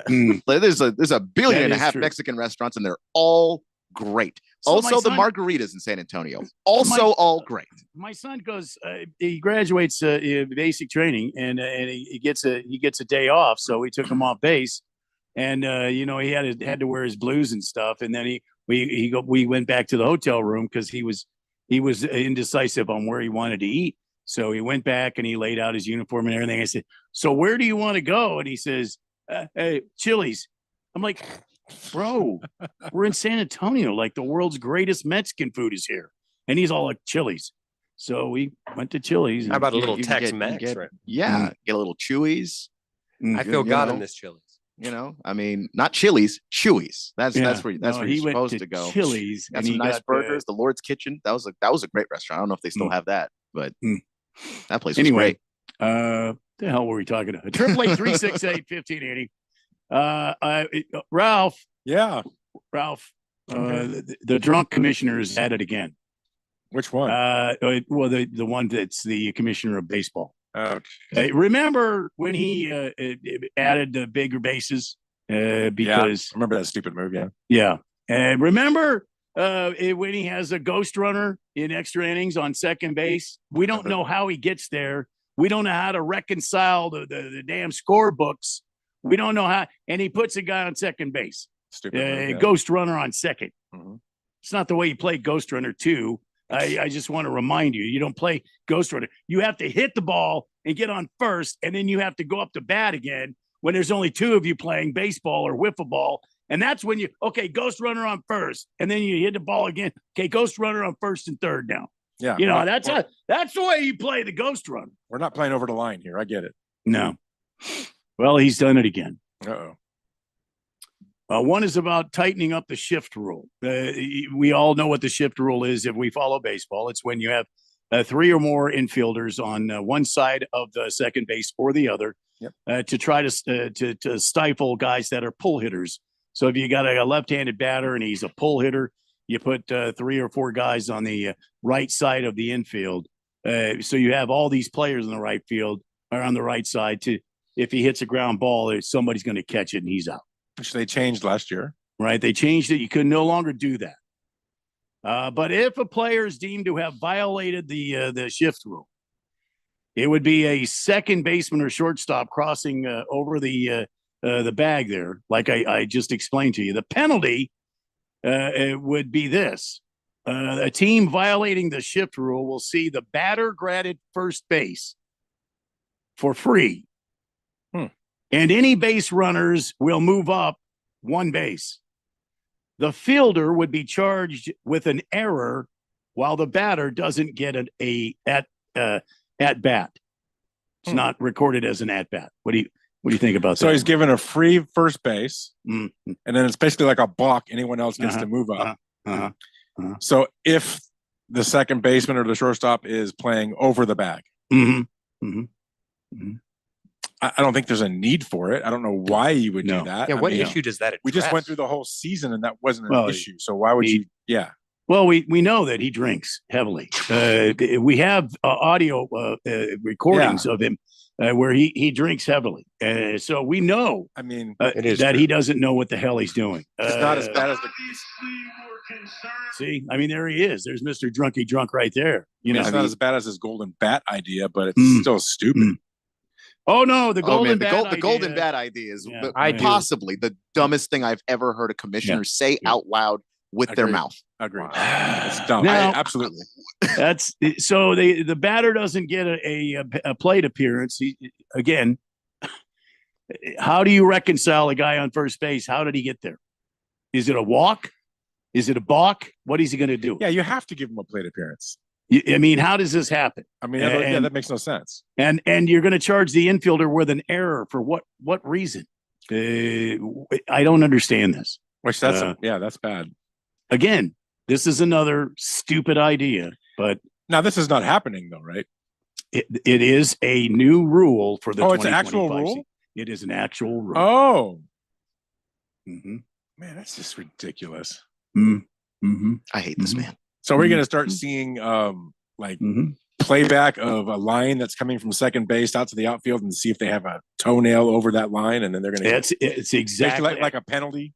We're going to give now the umpires will have to enforce this. They'll call a timeout and an error to you. You batter, you go to first base for no apparent reason, and it's not an at bat. And I don't care if he was 3-2. It's just wipe that clean. So, everybody. Erase that at bat in your scorebooks. Instead of getting rid of terrible umpires and maybe utilizing robo-ump more, let's focus on this. Thank you. That's just ridiculous. Okay, there's a second one. I think you're going to love this one, Ralph. So here's what the theory was, that if a player beat a throw at second base, if there's a runner on first and a runner on third, and there's a ground ball hit in the infield, okay, and the guy advancing to second beat the play, and he was called safe, the runner on third base would then score a run before any out was made. So, so that's simple, right? I mean, that's just simple baseball. Well, now, here we go. This is it's a small tweak, but the rule is if a base runner, small tweak, it eliminates the ability for teams to try and game the system. So what it basically is, if a runner it runs across second base like it's first base, okay, and they don't get him out. He like saved, and then they tag him after the fact. The runner on third scores a run. It would count if he scores the run before they tag him out. So he can run through and make himself a target and give that runner time to score. That makes no sense. Yeah. So now what you're going to have is people intentionally running through second base. As soon as there's somebody on third, because they're going to try to take that advantage. And if he beats the throw to second base and he's safe at second and he runs past the base like first base, he's now still a live runner, and the guy on third on the ground ball, obviously he's going to go home, right? I mean, he's going to, depending on where it's hit, if it's hitting the middle infield, the third baseman's going to go, the third base runner's going to go home. So can the guy run to center field? No, that would be out of the baseline. So which I think think in the baseline, which define the baseline now. See, that's what I'm saying. The baseline runs to second base and then over to third. It doesn't go on like it does at first base. Right. There's that baseline that runs through first base. Right. Exactly. But they're saying now the runner can run through second base now, and if he's safe, the guy on third, before the guy gets tagged, the guy's safe at home. That doesn't work. That doesn't make any sense. So this is a rule too. This is a rule too. 2025. Oh gosh, people are going to gain that big time. Yeah. Now, notably, teams have been doing this. The Yankees have done that in the past. They've had the guy running to second, and he doesn't make an out, and then he's live there, and then all of a sudden, they tag him because they're trying to get that extra run across the plate. So now this is a rule now. Okay, just another attempt of ruining the game. Well, he's very good at it too. I do think that what these changes do symbolize is at least an attempt to address the lack of urgency that happens within a baseball game, at least during the regular season, where from moment to moment that it's really disconnected, where there are actual pauses within a game. I think that this can lead to either more speed or more efficiency within plays or within innings, perhaps. But it does feel a little too specific, a little too much, that I think that at least the Golden Bat idea, say what you will about it, was more foundational, was more trying to get the idea of, hey, we want some of baseball's best hitters to be get more at plate appearances. No, it was stupid. Well, again, say what you will about it, but at least the thought process I enjoyed. I don't, because like there's a level of like, are you trying to turn this into an arcade game, or is this baseball? Like you're never going to make, in my opinion, the game of baseball fast enough for the people who just don't like baseball. It's true. Like it's still going to be a few hours of commitment, and the people who don't like baseball aren't going to be like, wow, they shaved off 8 minutes from this game. now I'm gonna watch. Like they're trying to do that, but then at the same time, they're taking all the advantages away from the pitchers so they can score more runs. Right now, they're talking about moving the mound back another foot and lowering it. That's just ridiculous, and lowering it. So this way, the pitchers don't throw 102; they lose velocity. They lose velocity, and then the movement changes. Downhill. You got to change everything because now you got another foot, so your movement's going to be more. It's going to change. You do that, the scores of these games are going to be hilarious. Right. So, do you want a 4-hour game where it's 20-17, or do you want to keep these games at 2 hours where you're pretty much at now? I don't understand. This commissioner's done the worst job of any commissioner in Major League Baseball. By far. The worst. And we're stuck with him for another 3 years, at least. Mr. Wilbur says what these proposed changes to baseball simply mean is that the Dodgers suck, and they will continue to suck until I say so. Well, they'll keep sucking while they keep putting rings on their fingers, so that's okay. Mr. Wilbur, thanks for checking in. Arch Stanton says, like George Carlin said, if you want to make baseball exciting, put landmines in the outfield. Now, see, that's an idea I can get behind. That would be fun to watch. Is it? It'd be kind of fun. Maybe if it didn't blow the limbs off, or maybe just kind of injured them a little bit. That's what a landmine is for. What do you mean? Less gunpowder in it? I don't like know. a landmine that doesn't do what a landmine does? What are you talking about? Just kind of blows your shoe off. We're gonna have a Major League Baseball season that's an inning long because we're not gonna have any players left. Well, maybe it just blows water up or something. I don't know. Maybe it just doesn't hurt them. Then what's fun? the point? Maybe like a whole Nickelodeon thing. I don't know. Moldy Tuna Fish says, I, for one, think the Slime golden mines. showers. Moldy Tuna Fish says, I, for one, think the golden shower idea is great. for What? Major League Baseball." Whoa! What? Oh my. Seabass, breaker, Blender crew. Do you read me? Randy, Keon, Ralph, and Ralph's friend. That's Phil. Ralph's friend. I grew up in San Antonio Spurs fan, and it does my heart good every time they beat the Suns. Over. Wow, I didn't know that about Seabass. I don't want anything nice for the San Antonio Spurs ever. Let's see here. Randy, Big George says that playoff series with San Antonio was almost 20 years ago. Robert Horry's not been playing in the NBA for a long time. Sure, they got Stoudemire and Boris Diaw suspended after Horry sucker punched Nash, but that was the year 2007. It's now 2025. Time to move on. You know what, Big George? You move on. I still don't like San Antonio Spurs. You gotta like Wemby a little bit, Randy. No, I don't like Wemby. Don't like Wemby? What? He's a nice kid. I mean, he looks weird. He's a real good player. Well, he's a nice kid. I He mean, looks I like would like to Slender meet Man, him. but I mean, he's a nice guy. But dear God, he's huge. He's enormous. Yeah. He was standing next to. I don't know why Popovich is not just Papa throwing who? the ball to Wemby and just put it in the. That is essentially what is happening. if you watch Also, they would win every game if he would just stand there by the hoop and just grab the ball and Just cherry pick.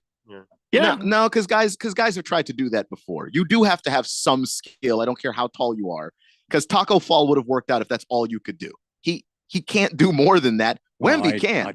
Wemby brings the ball up the floor. He crosses you over. He breaks your ankles. He throws the ball out off the backboard, and then he dunks it on you. That's humiliating in every possible aspect. He did that the other day. I'm not like I didn't make a thing up. That's a highlight that's out there. It's crazy.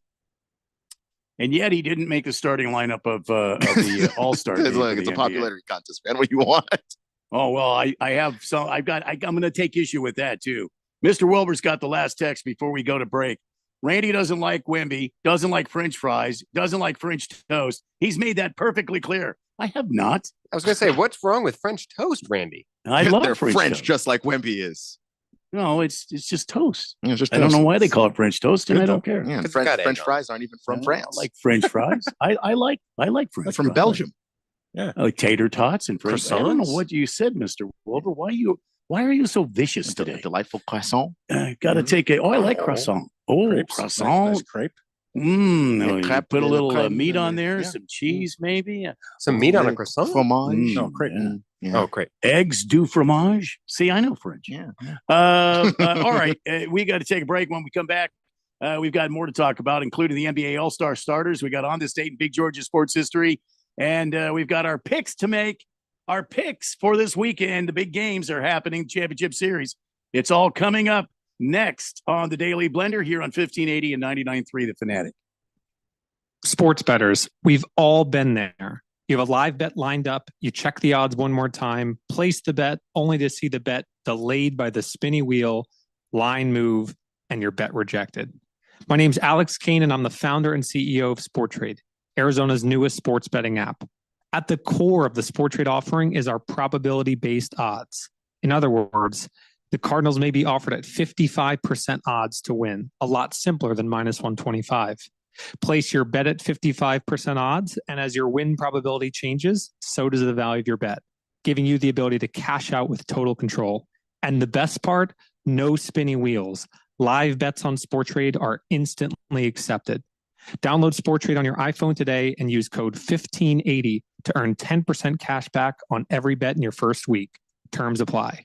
SportTrade is regulated by the Arizona Department of Gaming. If you or someone you know has a gambling problem and wants help, call 1-800-NEXT-STEP. We all know just because gifts for loved ones can look like flowers, a spa day, or maybe even planning date night. But what about something that will truly last and protect your loved ones along the way? I'm talking about life insurance. I called SelectQuote to secure our coverage and couldn't believe how easy and affordable it was. I'm 40, and my $500,000 policy was only $16 a month. My husband's also 40, and his $500,000 policy was only $18 a month. And with their same-day coverage, there was no medical exam required, and we were covered by the time we hung up. With monthly payments less than the cost of a bouquet of flowers, this is the perfect time to make sure your family is protected. Call SelectQuote at 1-800-596-2626 or go to SelectQuote.com to get your free quote today. That's 1-800-596-2626. 1-800-596-2626. Details on example rate at SelectQuote.com. Shopping with your parents can be embarrassing. Why would they sell jeans with holes in them? I'm going to speak to the manager. Mom. That hoodie is giving. You should get it. YOLO. Thanks to the Chase mobile app, your kid can shop independently while you keep an eye on their spending. So you can go from We can be twinsies. to How was shopping? Saw you stayed on budget. thanks, Mom. Freedom for kids, control for parents. That's family banking from Chase. Account subject to approval. Chase mobile app is available for select mobile devices. Message and data rates may apply. JP Morgan Chase Bank N.A. member FDIC. 1580, The Fanatic.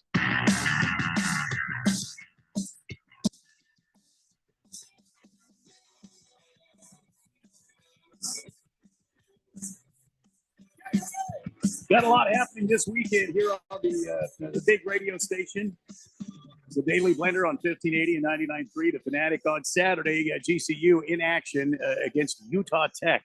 Saturday night, 7 p.m., live from St. George, Utah. And then on Sunday, right after the Weekend Warriors show, it is the NFC Championship game at high noon 30. Or high noon, I think. What is yes, low high noon? noon. Is that midnight? No, it's high noon. Low noon would be, yeah, I don't know. In the middle of something, Phil. I'm sorry. Stand your ground. Just stand down. The NFC Championship game, high noon. That's where Keon's Commandos. I'll be taking on the Eagles live from Philadelphia. And also, right after that game, when we see who goes to the Super Bowl, the AFC Championship game, and that is live here on the Fanatic, as is Super Bowl 59 live from Nolans. So lots happening on the big radio station this weekend. Speaking of the Eagles, that the last game they played against the Rams, it was snow game. Yeah, you guys remember that, right? Yeah. I'm concerned here. Are the Eagles in financial trouble? Because somebody, I don't know who, this company called Snow Pint, it collected a bunch of snow from one of the end zones at the stadium at the link. That's what I think the kids call it. Yeah. The link. The link. And they gathered up a bunch of this snow here and put them in pints and added some dry ice on there. And they sold these babies for $50 per pint. It's already sold out. There's a sucker born every minute. This isn't even for a conference championship. The divisional this round isn't- snow. This isn't Yeah, against you a have got division to be giving rival. This has no historic meaning. They lose or win this next game, it will have far more meaning than against the Rams. I don't think they're in financial trouble because it's sold out. I think they just knew that they had a fan base that would buy it. But it doesn't say how many pints. Bunch of idiots. How many? Well, Yeah. it is Philadelphia. One so- pint for $50. My It goodness. is- it is Philadelphia. So they have dry ice on it to keep it frozen at $50 per pint. It's already sold out.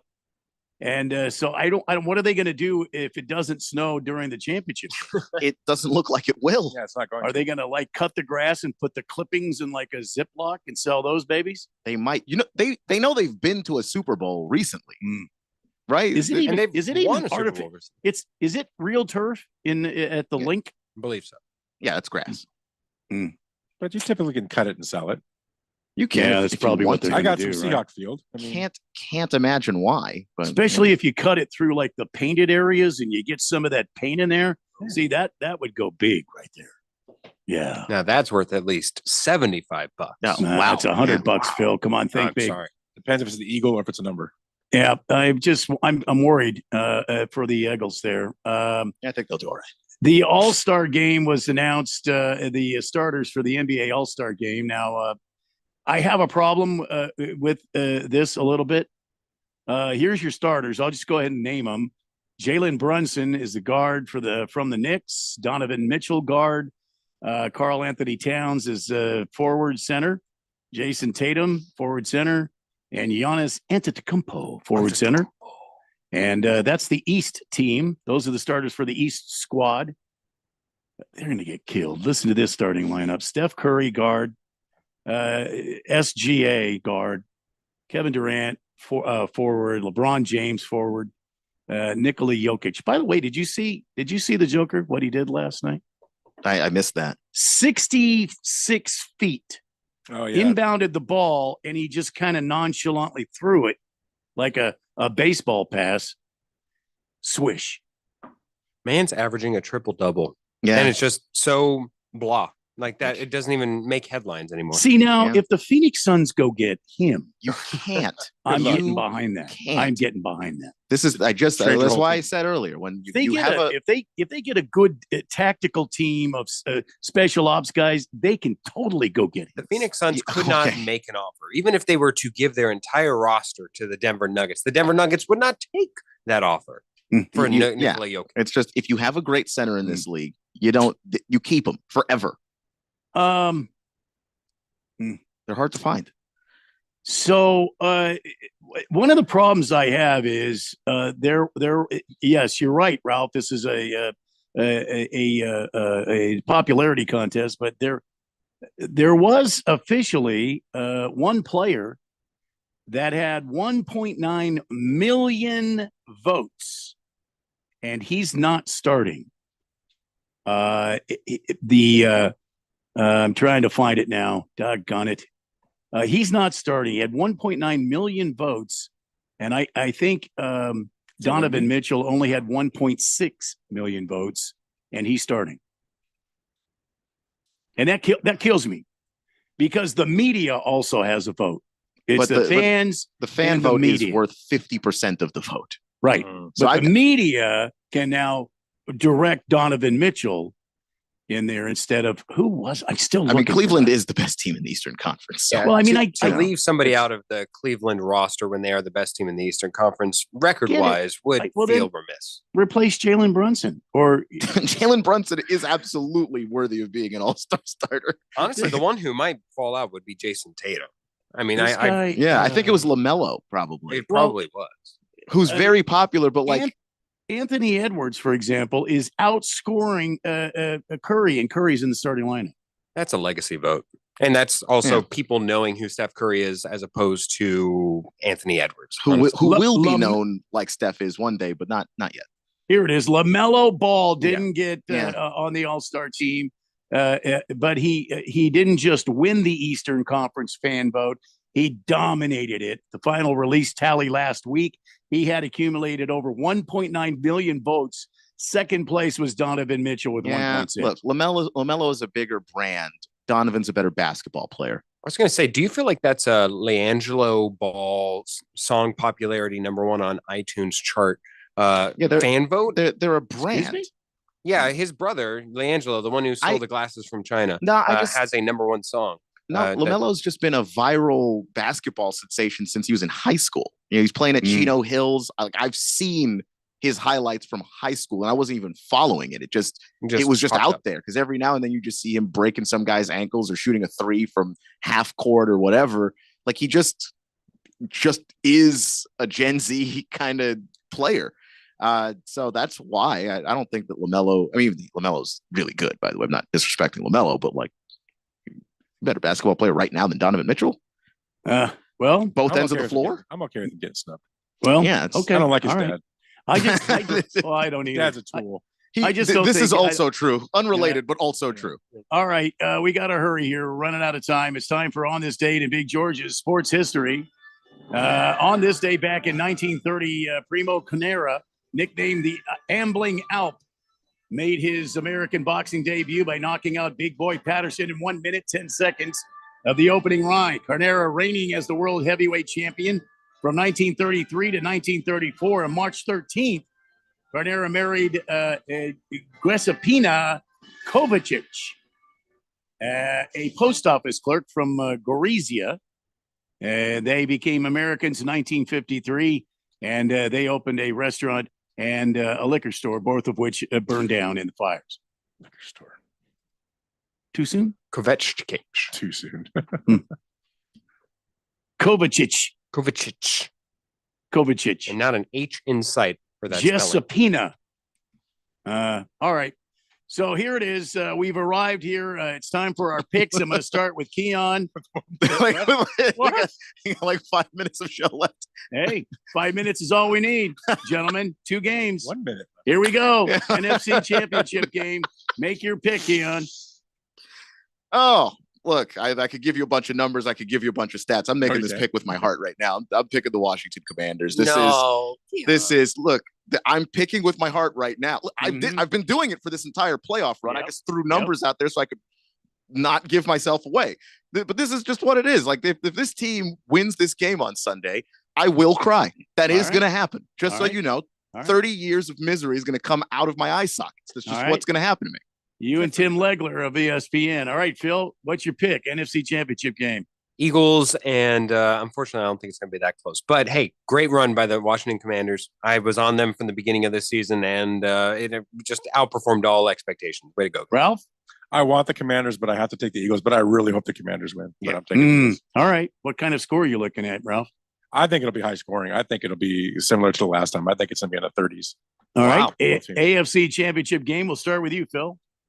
Chiefs, and this is the one that I feel like will be a slobber knocker, will be low scoring, and let's go Chiefs for the dynasty. All right, Ralph. Bills by at least 10. Wow. Okay. Wow. Keon. I got Bills by a field goal. Bills by a field goal. All right. Yeah, I mean, all year I've been riding the Washington Commandos, and I'm not going to give up now. I think it's their time.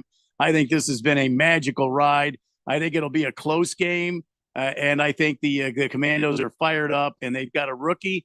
This is the first time a rookie has started the championship game, and it would be the first time he would start a Super Bowl. Yeah, it would be the first time he started Super Bowl. Rookies have started the championship game before. I believe Mark Sanchez has, Russell Joe Flacco has, Russell Wilson has. Okay, all right. I'm still taking Ryan. the Commandos in the NFC game because I believe in the Commandos. Come on, Keon, your team. That's my team, which is why I couldn't make my mouth say the words Eagles and Super Bowl. Oh, he just did. He just did. And not actually mean it. I mean, I'm taking the Bills. The Bills have been doing it quietly all year long. Yep. I think it's a Bills time. I think it'll be a good game, but I think the Bills ultimately win. So it'll be a Bills Commandos Super Bowl. Bet on the Chiefs, and that's all the Bills you need, baby. Well, thank you, Fourth Dimension, for joining us along on this happy little trip. And Big George, you're welcome. Oh, my goodness. There's a couple of – I will read the text. Sorry about that. But that's it for this weekend. Thanks, Ralph. Thanks, Phil. Thanks, as always, Keon, for doing a great job. This has been the Daily Blender on 1580 and 99.3 The Fanatic. Sports betting apps are not created